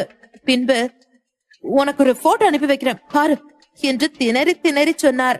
உடனே சரவணன் வேகமாக அந்த போனை தட்டி விட்டான். "ஏய், என்னடா பண்ற? எதுக்கு அந்த போனை தட்டி விட்ட? என் பொண்ணுகிட்ட கண்டிப்பா உன்னை பத்தி நான் சொல்லதான் போறேன்" என்று சொல்லிவிட்டு மறுபடியும் தரையில் கிடந்த அந்த செல்போனை எடுக்க போனார். உடனே சரவணன், "தாராளமா உங்க பொண்ணுக்கு அந்த போட்டோ அனுப்புங்க. ஆனா அதுக்கு முன்னாடி இந்த வீடியோவை கொஞ்சம் பாருங்க" என்று சொல்லிவிட்டு அவரது கையில் இருந்த ஒரு செல்போனை எடுத்தான். சரவணன் சிரித்துக் கொண்டே, "உங்க பொண்ணுகிட்ட அந்த போட்டோவை காட்டுறதுக்கு முன்னாடி இந்த வீடியோவை கொஞ்சம் பாருங்க" என்று சொல்லிவிட்டு சாராவின் கையில் ஒரு செல்போனை கொடுத்தான். அதை வாங்கி பார்த்த சாரா அப்படியே அதிர்ச்சியில் உறைந்தார். அதில் தாரா இறந்த அன்று நடந்த நிகழ்வு அப்படியே வீடியோவாக இருந்தது. இது இது எப்ப நீ வீடியோ எடுத்த? உனக்கு எப்படி இது கிடைச்சது?" என்று சாரா பதற்றத்துடன் கேட்டார். உடனே சரவணன் சிரித்துக் கொண்டு, "என்ன பதர்தா? இந்த வீடியோவை மட்டும் நான் செபாஸ்டியன் ஃபேமிலிக்கு அனுப்புனேன்னு வைங்க. அதுக்கப்புறம் உங்க நிலைமை என்ன ஆகும்னு யோசிச்சு பாருங்க. அதை விட உங்க பொண்ணு என்ன சொல்லுவான்னு கொஞ்சம் நினைச்சு பாருங்க. இப்ப சொல்லுங்க, உங்களோட இந்த வீடியோவை அனுப்பலாமா, இல்ல உங்க போன்ல இருக்கிற அந்த போட்டோவை முதல்ல அனுப்பலாம்?" என்று சரவணன் கேட்டான். உடனே சாரா அவனது செல்போனில் இருந்த வீடியோவை வேகமாக டெலீட் செய்தார். பின்பு, "இப்ப என்னடா பண்ணுவ? அந்த வீடியோவை டெலீட் பண்ணிட்டேன். இனிமே என்ன பத்தின எந்த ஆதாரமும் உங்ககிட்ட இல்ல. இப்ப நான் என் பொண்ணுக்கு உன்னோட இந்த போட்டோவை அனுப்புவேன்" என்று சொல்லிவிட்டு வேகமாக தனது செல்போனில் இருந்த போட்டோவை எலினாவிற்கு அனுப்ப சென்றார். உடனே சரவணன், ஹலோ, கொஞ்சம் பொறுங்க. அதுக்குள்ள எதுக்கு இவ்வளவு அவசரம்? இந்த ஒரு வீடியோவை டெலீட் பண்ணிட்டா என்கிட்ட வேற வீடியோவே இருக்காதுன்னு நினைக்கிறீங்களா? கொஞ்சம் வெயிட் பண்ணுங்க, இதோ வந்துடுறேன் என்று சொன்ன சரவணன் வேகமாக அவனது காருக்கு சென்று அங்கிருந்த ஒரு பேக்கை எடுத்து வந்தான். அந்த பேக்கை திறந்து அதிலிருந்து ஒரு போனை எடுத்து சாராவிடம் வீசினான். சாரா வேகமாக அதை எடுத்து பார்க்க அந்த போனிலும் அதே வீடியோ இருந்தது. ஹலோ மிஸ்ஸஸ் ஆல்பர்ட், இந்த மாதிரி இன்னும் 2 பேக் அந்த காருக்குள்ள இருக்கு. நீங்க டெலீட் பண்ண நான் உங்களுக்கு புதுசா ஒரு போனை கொடுத்துக்கிட்டே இருப்பேன் என்று சொன்னான். சரவணன் இன்று சாராவிற்கு எப்படியும் பாடம் புகட்டியே ஆக வேண்டும் என்று ஒரு முடிவோடுதான் வந்திருந்தான். அதனால் அவரை முடிந்த அளவிற்கு வெச்சு செய்தான். பின்பு சிரித்துக் கொண்டே அவர் அடுத்து என்ன செய்ய போகிறார் என்று வேடிக்கை பார்த்துக் கொண்டிருந்தான். சரவணனிடமிருந்த பேக்கை பார்த்த சாரா இதற்கு மேல் தான் தப்பிக்கவே முடியாது என்ற நிலைக்கு வந்ததும் சட்டென்று தனது முகத்தை மாற்றி சிரித்துக் கொண்டே பேசினார். சரவணா, என்னதான் இருந்தாலும் நான் உன்னோட வருங்கால மாமியார் இல்லையா? அதனால நீ என்ன இப்படி பிளாக்மெயில் பண்ணலாமா என்று கேட்டார். சரவணன் உடனே சிரித்துக்கொண்டு, என்ன மாமியாரா? நான் உங்ககிட்ட அப்படி சொல்லவே இல்லையே. ஒருவேளை நீங்களே அப்படி நினைச்சுக்கிட்டா நான் எதுவும் பண்ண முடியாது என்று சொன்னான். சாரா உடனே, நான் அந்த வீடியோவை டெலீட் பண்ணணும்னா முதல்ல என் முன்னால மண்டி போட்டு மன்னிப்பு கேளுங்க. அப்பதான் நான் அந்த வீடியோவை டெலீட் பண்ணுவேன் என்று சொன்னான். அவன் அப்படி சொன்னதும் சாரா சட்டென்று அங்கிருந்த தரையில் மண்டி போட்டார். பின்பு, அப்படின்னா அதுக்கு முன்னால உங்க மொபைல்ல இருக்கிற அந்த போட்டோவை நீங்க டெலீட் பண்ணுங்க என்று சொன்னான். உடனே சாரா பதற்றத்துடன் ஓகே என்று சொன்னவர் வேகமாக தனது செல்போனை எடுத்து அதில் கொஞ்ச நேரத்திற்கு முன்பு எடுத்திருந்த அனைத்து போட்டோக்களையும் டெலீட் செய்தார். பின்பு அதை சரவணனிடம் காட்டிவிட்டு எழுந்து நின்றார். அதை பார்த்த சரவணன், நான் உங்களை எழுந்து நிக்கவே சொல்லலையே, முட்டி போட்டு நில்லுங்க என்று மறுபடியும் அதிகாரமாக சொன்னான். சாரா சரவணன் மீது கொண்ட அனைத்து கோபத்தையும் தனக்குள் மறைத்து பல்லை கடித்துக் கொண்டு முட்டி போட்டு நின்றார். அதை பார்த்த சரவணன் சிரித்துக் கொண்டே பேசினான். இப்படி சமத்து பிள்ளையா நான் சொல்றது எல்லாம் கேட்டா நீங்க பல சிக்கல்ல மாட்டி இருக்கவே மாட்டி என்று சொன்னான். சரவணன் சொன்னதை கேட்டதும் எரிச்சலான சாரா சற்று கடுப்பான குரலில் சொன்னார், உனக்கு இப்ப என்னதான் வேணும்? நான் என்ன பண்ணினா நீ என்ன விடுவ என்று கேட்டார். எனக்கு என்ன வேணும்னு நிஜமாவே உங்களுக்கு தெரியாதா? ஒரு நிமிடம் அவன் என்ன சொல்ல வருகிறான் என்பதை யோசித்து பார்த்தார். பின்பு, எனக்கு தெரியும், என்னோட பொண்ணுக்கும் உனக்கும் இடையில நான் வரக்கூடாது. அப்புறம் என் பொண்ணு முன்னாலேயோ இல்ல மத்தவங்க முன்னாலேயோ உன்னை நான் தரக்குறைவா பேசக்கூடாது, அவ்வளவுதானே என்று சாரா கேட்டார். உடனே சரவணன், அது மட்டும் இல்ல, இனிமே எக்காரணத்தை கொண்டும் அவன் பணக்கார இவன் பணக்காரன்னு எலினாவுக்கு நீங்க மாப்பிள்ள பார்க்க கூடாது. அவளோட சம்மதம் இல்லாம அவளோட கல்யாணத்தை பத்தின பேச்சே எடுக்க கூடாது. இதுக்கெல்லாம் சம்மதம்னு சொன்னீங்கன்னா இந்த வீடியோவை டெலீட் பண்றேன் என்று சொன்னான். சாரா வாழ்க்கையில் இவ்வளவு தப்பு செய்த பிறகும் கடவுள் அவருக்கு கொடுத்த ஒரே பரிசு என்றால் அது எலினா மட்டும்தான். எலினாவின் அழகை வைத்துத்தான் அவர் நினைத்தது எல்லாம் சாதிக்க வேண்டும் என்று எண்ணி இருந்தவருக்கு சரவணன் அப்படி சொன்னது சற்று அதிர்ச்சியை கொடுத்தது. உடனே, சரவணா, வேற எது வேணாலும் கேளு, ஆனாலும் இதை என்கிட்ட கேட்காத என்று சொன்னார். அப்படியா? ஒன்னும் பிரச்சனை இல்ல என்று சொல்லிவிட்டு வேகமாக தனது செல்போனை எடுத்து ஜஸ்டினுக்கு கால் செய்தான். பின்பு, ஜஸ்டின், அவார்ட் வின்னிங் பில்டிங்ல இருக்கிற யாராவது ஒருத்தவங்கள கான்டாக்ட் பண்ணி நான் அனுப்புற அந்த வீடியோவை எல்லா சேனல்லையும் டெலிகாஸ்ட் பண்ண சொல்லு.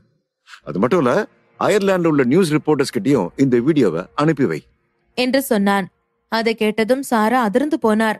பின்பு, சரவணா சரவணா பிளீஸ் அப்படி மட்டும் செய்யாத, அந்த வீடியோவை வெளியிட்றாத. அது மட்டும் லீக் அவுட் ஆச்சுன்னா என்ன உயிரோடைய விட மாட்டாங்க. செபஸ்டின் ஃபேமிலியும் சரி, ஆல்பர்ட் ஃபேமிலியும் சரி, என்ன வேணான்னு ஒதுக்கி வச்சிருவாங்க. அது மட்டும் இல்ல, என் பொண்ணு முகத்துல என்னால முழிக்கவே முடியாது. பிளீஸ் தயவு செஞ்சு இந்த வீடியோவை மட்டும் நீ வெளியிட்றாத என்று கதறினார். உடனே சரவணன், அது உங்க கையில தான் அம்மா இருக்கு. நான் சொன்ன கண்டிஷன்ஸ்க்கு எல்லாம் ஒத்துக்கிட்டா நான் இதை வெளியிட மாட்டேன் என்று சொன்னான். சாரா உடனே, சரி சரி, நீ என்ன சொன்னாலும் நான் கேக்குறேன். இனிமே என் பொண்ணோட விருப்பம் இல்லாம நான் அவளுக்கு எங்கேயும் மாப்பிள்ள பார்க்க மாட்டேன். தயவு செஞ்சு நீ இந்த வீடியோவை ஷேர் பண்ண வேணான்னு சொல்லு என்று சொன்னார். உடனே சரவணன் எதிர்முனையில் உள்ள ஜஸ்டினிடம் சொன்னான், ஜஸ்டின், உன்னோட காதுல விழுந்தது தானே, அந்த வீடியோவை ஹோல்ட் பண்ணி வை. நமக்கு எப்ப வேணாலும் அந்த வீடியோ ஃபியூச்சர்ல தேவைப்படலாம் என்று சொன்னான். உடனே சாரா, அதான் நீ சொல்றதுக்கெல்லாம் ஒத்துக்கிட்டா அந்த வீடியோவை டெலீட் பண்ணிடுவேன்னு சொன்னல, அப்புறம் எதுக்கு அதை ஹோல்ட் பண்ணி வைக்க சொல்ற என்று கேட்டார். உடனே சரவணன் சாராவை பார்த்து சிரித்துக் கொண்டே சொன்னான், மிஸ்ஸஸ் ஆல்பர்ட், நீங்க எவ்வளவு பெரிய தில்லாலங்கடின்னு எனக்கு தெரியும். அதனால ஒரு சேஃப்டிக்கு என்கிட்ட அது இருக்கட்டும், ஓகே என்று சொல்லிக் கொண்டிருக்கும் பொழுதே சாராவின் செல்போன் சினுங்கியது. அதை எடுத்து பார்க்க எலினா தான் கால் செய்து கொண்டிருந்தாள். எலினாவிடமிருந்து கால் வந்ததும் என்ன சொல்வதென்று தெரியாமல் சாரா முழித்துக் கொண்டிருந்தார். அதை பார்த்து சரவணன் சிரித்துக் கொண்டே சொன்னான், அட்டென்ட் பண்ணுங்க, பாவம் உங்க பொண்ணு உங்களை காணோன்னு ரொம்ப கவலையா இருப்பல்ல என்று சொன்னான். உடனே சாராவும் போனை அட்டென்ட் செய்ய, எதிர்முனையில் இருந்த எலினா பதற்றமாக பேசினாள். மம்மி, என்னாச்சு? Are you all right? நீங்க சரவணனை பத்தி ஏதோ சொல்ல வந்தீங்களே, என்ன மம்மி சொல்ல வந்தீங்க? அப்புறம் ஏதோ போட்டோ எல்லாம் சொன்னீங்களே, அங்க என்னதான் நடக்குது என்று கேட்டாள். எலினா அப்படி சொன்னதும் சாரா சரவணனை பார்த்து கொண்டே பேசினார். அது அது ஒண்ணும் இல்லம்மா, நான் இங்க பெரிய பிரச்சனையில மாட்டிக்கிறேன். சரவணன் தான் என்ன காப்பாத்தினாரு, அதத்தான் நான் சொல்ல வந்தேன் என்று சாரா சொன்னார். ஓ அப்படியா மம்மி, ஏதோ போட்டோ அனுப்புறேன்னு சொன்னீங்களே, அது என்ன போட்டோ என்று எலினா மீண்டும் கேட்டாள். அது அது ஒண்ணும் இல்லம்மா, இங்க இயற்கை சீனரி எல்லாம் ரொம்ப அழகா இருந்ததா, அதான் உனக்கு அனுப்பி வைக்கிறேன்னு சொன்ன என்று சொன்னார். உடனே எலினா, அப்படியா மம்மி, அப்படின்னா எனக்கு உடனே அந்த போட்டோவை அனுப்பி வைங்க, நான் இப்பவே பாக்குறேன் என்று சிரித்து கொண்டே சொன்னாள். சரிம்மா, நான் இப்பவே அனுப்பி வைக்கிறேன் என்று சொல்லிவிட்டு போனை கட் செய்தார். போனை சாரா கட் செய்ததும் சரவணன் அவரை பார்த்து சிரித்துக் கொண்டே சொன்னான். சரி, டைம் ஆச்சு, சீக்கிரம் கிளம்பலாமா என்று கேட்டான். உடனே சாரா வேகமாக எழுந்து சரவணனின் காருக்குள் உட்கார்ந்து கொள்ள சரவணன் சாராவை கூட்டிக் கொண்டு அங்கிருந்து சென்றான்.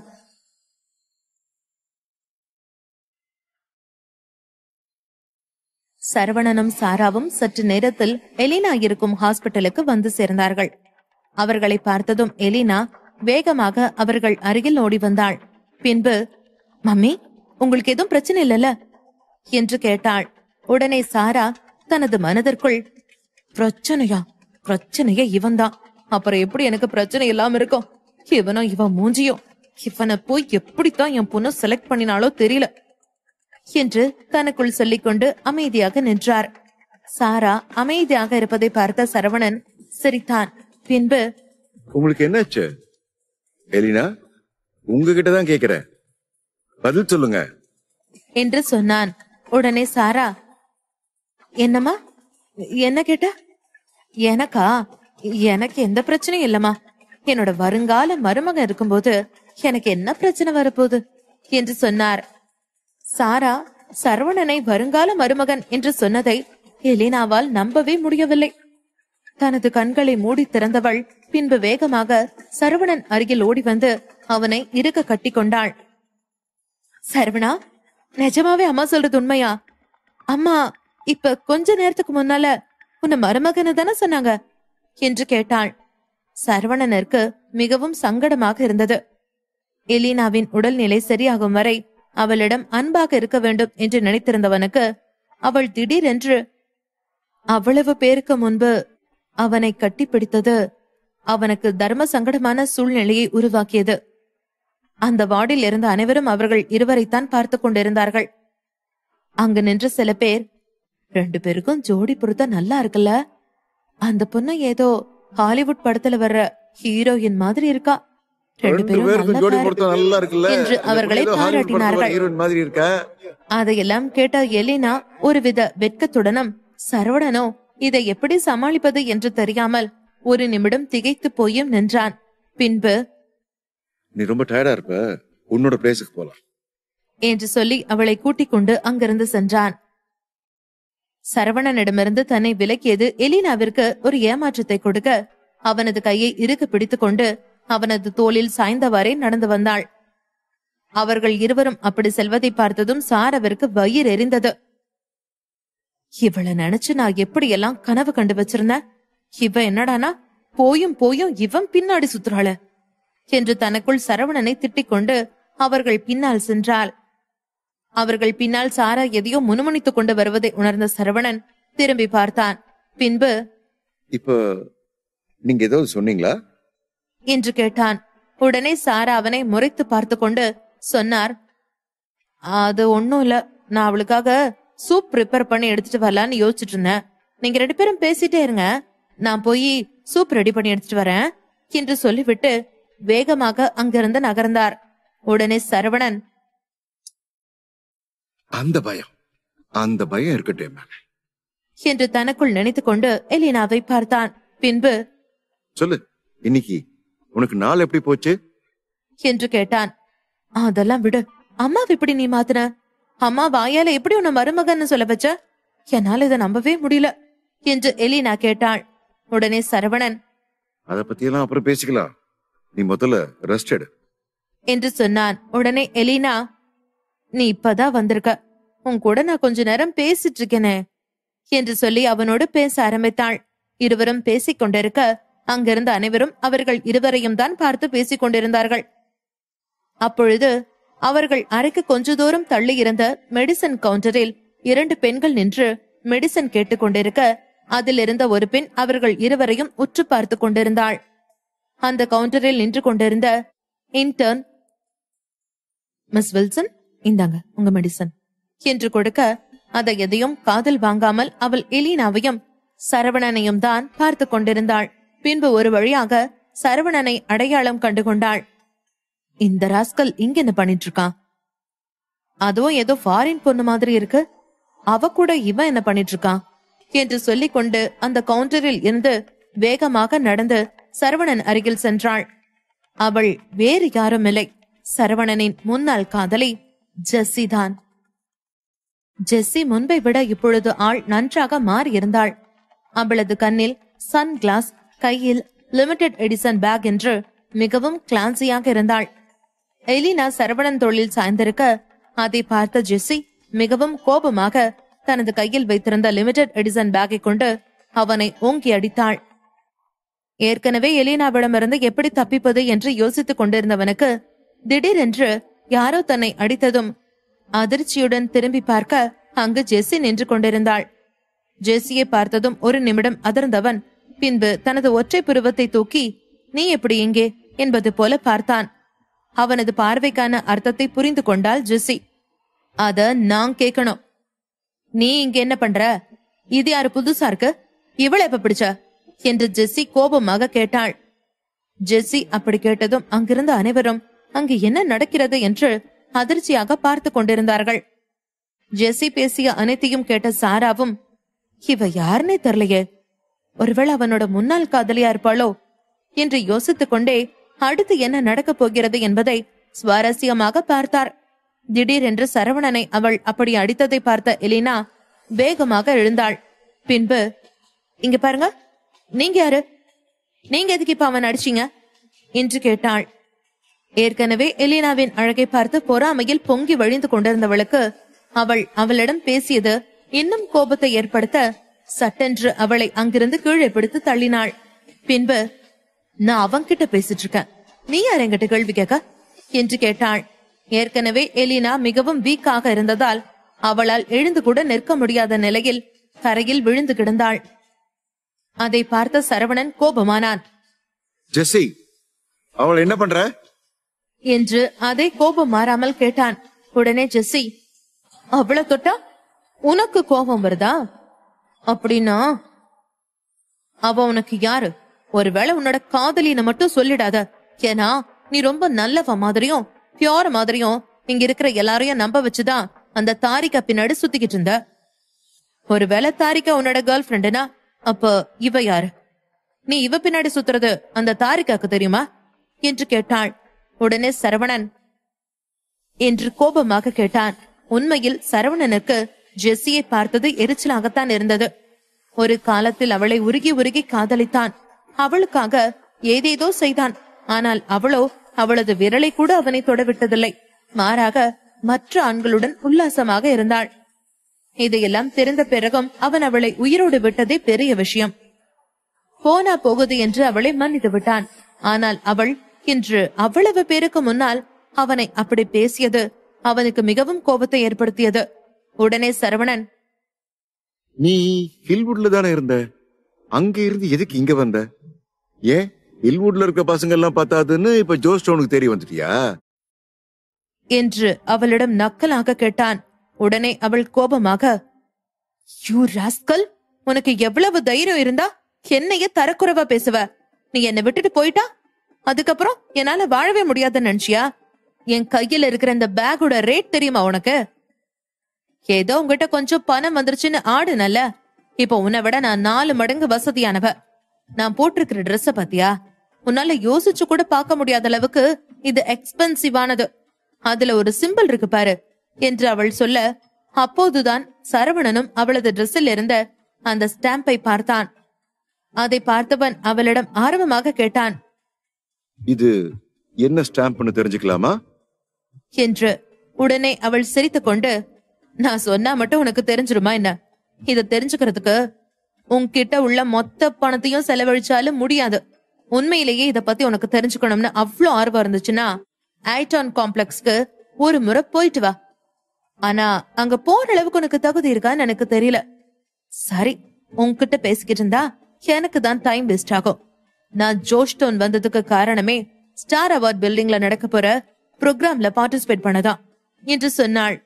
பின்பு, அச்சோ, இத பத்தி உன்கிட்ட சொல்லிட்டு இருக்கேன், இத பத்தி உனக்கு என்ன தெரியவா போது என்று சொல்லி அவனை பார்த்து நக்கலாக சிரித்தாள். அவளது ஆடையில் இருந்த அந்த ஸ்டாம்ப் டீ கிளவுட் சொசைட்டியை சேர்ந்த மெம்பர்ஸ் அணிந்திருக்கும் யூனிஃபார்மில் இருக்கும் அதே ஸ்டாம்பாக இருந்தது. அவள் ஐடான் காம்ப்ளெக்ஸ் என்று சொன்னதும் தான் சரவணனுக்கு ஏதோ பொறி தட்டியது. உடனே தனது செல்போனை எடுத்து யாஷிற்கு கால் செய்தான். அந்த நேரத்தில் சரவணனிடமிருந்து போன் கால் வந்ததும் உடனே அந்த போனை அட்டெண்ட் செய்த யாஷ் மிகவும் பவ்யமாக பேசினான். ஹலோ மிஸ்டர் சரவணன், நான் இப்பதான் உங்களை பார்க்க வரதுக்காக கிளம்பிட்டு இருந்தேன். அதுக்குள்ள நீங்களே போன் பண்ணிட்டீங்க. நான் ஐடன் காம்ப்ளெக்ஸ் பத்தி எல்லாமே பேசிட்டேன். இனிமே அங்க நீங்களும் மிஸ்டர் ரத்னமும் வச்சதுதான் சட்டம். எதை வேணாலும் உருவாக்கலாம், எதை வேணாலும் அழிக்கலாம் என்று சொன்னான். உடனே சரவணன் சிரித்துக் கொண்டு, மிஸ்டர் யஷ், நான் இப்ப உங்களுக்கு அதுக்காக போன் பண்ணல என்று சொல்லிவிட்டு அவனுக்கு எதிரில் நின்று கொண்டிருந்த ஜெஸ்ஸியை பார்த்தான்.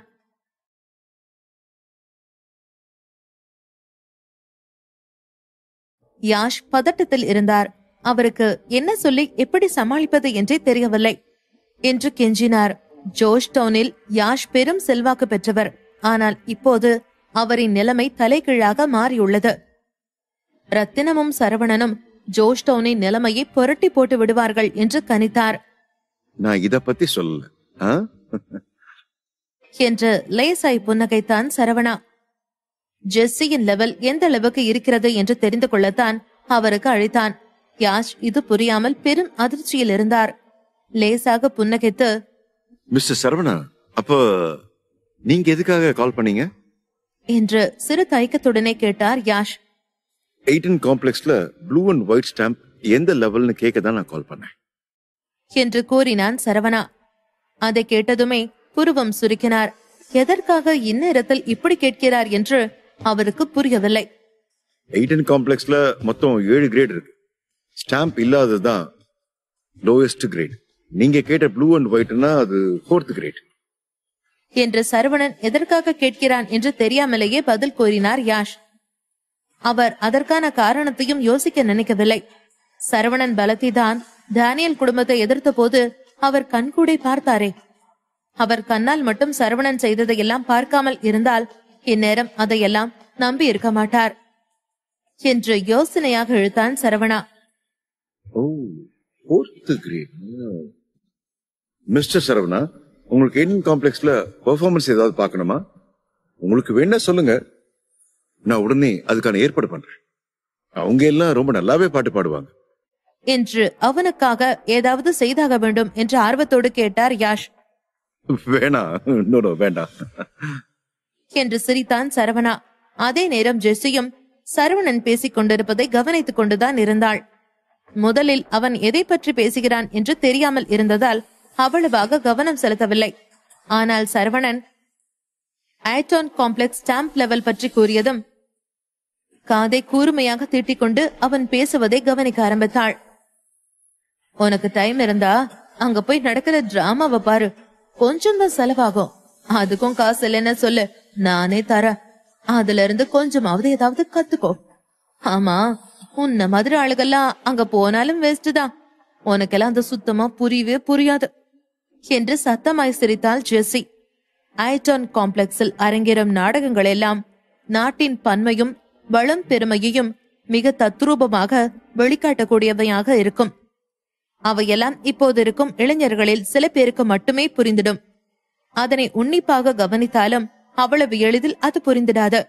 காலங்காலமாய் வரும் கலாச்சாரத்தையும் பழக்க வழக்கங்களையும் மிகவும் நுணுக்கமாக சில சமயங்களில் மொழி சம்பாஷணைகள் இல்லாமல் அந்த நாடகம் அரங்கேறிடும். மிஸ் வில்சன், நாம உள்ள போலாம். எல்லாருக்குமே அவ்வளவு சீக்கிரம் இங்க டிக்கெட்ஸ் கிடைக்காது. அதுவும் இல்லாம இங்க இருக்கிற டிக்கெட் எல்லாம் சாதாரண பிரைஸ்ல கிடைக்காது. $1000 கொடுத்தா கூட ஐடான் காம்ப்ளெக்ஸ்ல டிராமா பார்க்க முடியாது என்று அந்த இன்டர்ன் ஜெஸ்ஸியிடம் கூறினாள். ஜெஸ்ஸி அந்த இன்டர்னை மெச்சும் பார்வை பார்த்தாள். அந்த இன்டர்னுக்கு எப்போது எப்படி கூர்மையாய் பேச வேண்டும் என்று தெரிந்திருக்கிறது. உண்மைதான் என்று கூறி சரவணனை பார்த்து இளக்காரமாய் சிரித்தவள் மேலும், சரவணா, இதுதான் என்னோட நம்பர். உனக்கு ஏதாவது ஷோ பார்க்கணும்னு ஆசைனா எனக்கு கான்டாக்ட் பண்ணு. பாஸ்ட்ல எனக்காக நீ பண்ணின விஷயத்துக்காக நான் உனக்கு இத பண்றேன் என்று கூறியவள் அவளின் நம்பரை அவனிடம் காட்டினாள். ஆனால் சரவணா கண்டு கொள்ளாமல் அமைதியா நின்றான். அவனுக்கு டிக்கெட் வாங்க வேண்டிய அவசியம் இருக்கிறதா என்ன? நான் இப்ப யார்கிட்ட பேசுறேன்னு உனக்கு தெரியுமா என்று அசட்டையாய் கேட்டான் சரவணா. ஜெஸ்ஸி சரவணன் முன்பு தாம் நல்லவள் போல் காட்டிக்கொள்ள நினைத்தாள். இதே ஹில்வுட்டாக இருந்திருந்தால் இந்நேரம் அவள் என்ன சொல்லியிருந்தாலும் சரவணன் நம்பி இருப்பான். ஆனால் இப்போது அவள் முன்னே இருக்கும் சரவணன் மொத்தமாய் மாறியிருந்தான். யார் அது? நீ என்ன யாஷிகா கால் பண்ணிருக்க போற? அது சரி, உனக்கு முதல்ல அவர் யாருன்னே தெரியாது, அப்புறம் எப்படி உன்னால முடியும் என்று புன்னகை முகத்துடனே கூறினாள் ஜெஸ்ஸி. அப்படியா என்றான் சரவணா. அப்போ இப்ப நீ அவர்கிட்ட தான் பேசினா உன்கிட்ட என்ன சொன்னாரு என்று ஆர்வமாய் கேட்டாள் ஜெஸ்ஸி. என சாதாரணமாய் சரவணா கூற பெரிதாய் அதிர்ந்தாள் ஜெஸ்ஸி. என்ன, அவரு கேபிட்டல் சிட்டி விட்டு விலக போறாரா? விட்டா அவன் இஷ்டத்துக்கு காதாளப்பான் போலையே என்று மனதில் நினைத்தாள் ஜெஸ்ஸி. அவனை பார்த்து லேசாய் சிரித்தவள், வர வர நீ ரொம்ப நல்லாவே காமெடி பண்ற என்றாள். சரவணனுக்கு அவளின் நடவடிக்கை விசித்திரமாயிருந்தது. சற்று முன்தான் அவனை கன்னத்திலே அறைந்தாள். ஆனால் அதற்குள்ளே இப்படி மாறி இருக்கிறாளே என்று யோசித்தான். அதன் பின் ஜெஸ்ஸி ஒன்றும் கூறாமல் அங்கிருந்து கிளம்பினாள். ஜெஸ்ஸியின் அசிஸ்டன்ட் கூட அவளின் நடவடிக்கையை பார்த்து குழம்பினாள். ஜெஸ்ஸியை வினோதமாய் பார்த்தாள். மிஸ் வில்சன், நீங்க எப்படி விடலாம்? நீங்க என்ன நினைக்கிறீங்கன்னு எனக்கு புரியல என்று கேட்டாள். ஜெஸ்ஸி இப்போது இருக்கும் உயரத்தில் அவள் நினைத்தால் யாரையும் என்ன வேண்டுமானாலும் செய்யலாம். அந்த அளவுக்கு அவளிடம் அதிகாரம் இருக்கிறது. சரவணனின் வாழ்க்கையை அவள் நினைத்தால் மொத்தமாய் மாற்ற முடியும். ஏன், ஜெஸ்ஸி நினைத்தால் சரவணனை இந்த ஊரிலிருந்து விரட்டி அனுப்ப முடியும். ஜெஸ்ஸி அமைதியாய் சிரித்து காரில் ஏறிக்கொண்டாள். அவளின் முகம் வாட்டத்துடனே இருந்தது. மனதில் சொல்ல முடியாத உணர்வுகள் போட்டி போட்டுக் கொண்டிருந்தது. இப்ப சரவணன் கூட போது என்ன பிரயோஜனம்? அதுவும் அவதான் சரவணன் வேண்டாம் என்று தூக்கி எறிந்து விட்டு வந்தாள். இப்போது அவனிடமே சென்று நின்றால் அது அவளுக்கு தான் பெரிய அவமானம். எனக்கு இன்னும் சில முக்கியமான வேலை இருக்கு என்று புன்னகையுடன் கூறிய ஜெஸ்ஸி மனதில் சரவணனை பற்றியே நினைத்துக் கொண்டிருந்தாள். அவனை அவளின் கை பொம்மையாக பயன்படுத்திக் கொள்ள நினைத்தாள். அதே நேரம் அவளின் வாழ்க்கையையும் இதில் பணயம் வைக்க அவள் தயாராக இல்லை. இதில் அவளுக்கு இன்னும் நிறைய முக்கியமான வேலைகள் வேறு இருந்தது. ஸ்டார் அவார்ட் பில்டிங்ல நான் சொன்ன விஷயத்த நீ ஏற்பாடு பண்ணியா என்று அவசரமாய் கேட்டாள் ஜெஸ்ஸி. பண்ணிட்டேன், இதோ அதோட லிஸ்ட் என்று அவளிடம் கொடுத்தாள் இன்டர்ன். குடு பாப்போம் என்று கூறிய ஜெஸ்ஸி இறுகிய முகத்துடனே அந்த லிஸ்டை பார்த்து கொண்டிருந்தாள். எல்லாமே அதுவரை நன்றாகத்தான் இருந்தது. அதில் இருக்கும் ஒரு பெயரை பார்த்ததும் பெரிதாய் திகைத்தாள் ஜெஸ்ஸி. அவள் முதலில் பார்த்த பெயரை தாரிகா பெயர்தான். அப்போதுதான் சரவணன் ஏன் இங்கு வந்திருக்கிறான் என்ற உண்மை அவளுக்கு புரிந்தது. ஜெஸ்ஸி விட்டு சென்ற பின் சரவணன் அவனுக்கு தகுதியான மிகவும் நல்லவள் ஒருவளை கண்டுகொண்டான் என்று கண்டுகொண்டாள் ஜெஸ்ஸி. ஸ்டார் அவார்ட் பில்டிங்க்கு போவோம், நம்ம ட்ரிப்ப கொஞ்சம் தள்ளி போடு என்று சிரிப்புடன் கூறினாள் ஜெஸ்ஸி. பரவாயில்லையே, நான் எதிர்பார்க்காததெல்லாம் நடக்குது போலையே என்று வில்லத்தனமாய் ஜெஸ்ஸி மனதில் நினைக்க இன்டர்ன் தலையசைத்தாள். காரில் ஏறியதும், இப்ப நீ போட்டோ எடுத்தியா இல்லையா என்று இன்டர்னிடம் கேட்டாள். ஆமா என தவறு செய்த சிறு பிள்ளை போல கூறிய இன்டர்ன் மேலும், மிஸ் வில்சன், நான் உடனே அதை டெலீட் பண்ணிட்டேன். அந்த பொண்ணோட ஸ்கின் ரொம்ப பிரைட்டா அழகா இருந்துச்சு, அதான் ஒரு ஆர்வத்துல நான் போட்டோ எடுத்துட்டேன் அவங்கள என்றாள். அதற்கு மறுப்பாக தலையசித்தாள் ஜெஸ்ஸி. நீ அதை டெலீட் பண்ணணும், நீ ரொம்ப நல்ல விஷயம் பண்ணிருக்க, எக்ஸலண்ட் நமக்கு அந்த போட்டோ ரொம்ப முக்கியம். இன்னைக்கு ஈவினிங் நான் உனக்கு ஒரு டின்னர் ட்ரீட் பண்றேன் என்றாள். ஆ என்று அதிர்ந்தாள் இன்டர்ன். ஜெஸ்ஸியை அவளால் புரிந்து கொள்ள முடியவில்லை என்று யோசித்தாள். ஆனாலும் மனதில் லேசாய் மகிழ்ந்தாள். ஜெஸ்ஸி சென்ற பின்பு எலினா சரவணன் கையை மென்மையாய் பிடித்துக் கொண்டாள். நீ ஓகேவா? யார் அவ? என் முன்னாடி ஒன்னு அடிக்கிறா என்று வருத்தமும் கோபமும் கலந்த குரலில் கேட்டாள். அதில் அவள் கையை விடுவித்தவன், அவ என்னோட எக்ஸ் கேர்ள் ஃபிரெண்ட். உண்மையை மறைக்காமல் நேரடியாக கூறினான் சரவணா. அதில் உடனே எலினாவின் முகம் வாடியது. ஆனாலும் அவ இப்படி ஒன்னு அடிக்கலாம்? எனக்கு இங்க யாருமே தெரியாதுன்னு என் முன்னாடி ஒன்னு அடிக்கலாமா? இருக்கு, அவளுக்கு ஒரு நாள் அவளை நான் வச்சுக்கிறேன் என்று கோபத்தில் கூறினாள் எலினா. அவளின் எண்ணம் அவனுக்கு புரியாமல் இல்லை. ஆனால் அவனால் அதனை திருப்பி கொடுக்க முடியாது என்று எலினாவிற்கு புரிய வைக்க நிறைய முயற்சி செய்து பார்த்து விட்டான். ஆனாலும் எலினா அதனை புரிந்து கொண்டது போல் தெரியவில்லை என்று சரவணா கூறினான். அதில் எலினா மறுத்து பேசவர என்று கூறிவிட்டு அங்கிருந்து கிளம்பினான் சரவணா. அவன் சென்ற திசையை ஏமாற்றத்துடன் பார்த்து கொண்டு அமர்ந்திருந்தாள் எலினா. அதன் பின் ஜாய்க்கு மெசேஜ் அனுப்பினாள்.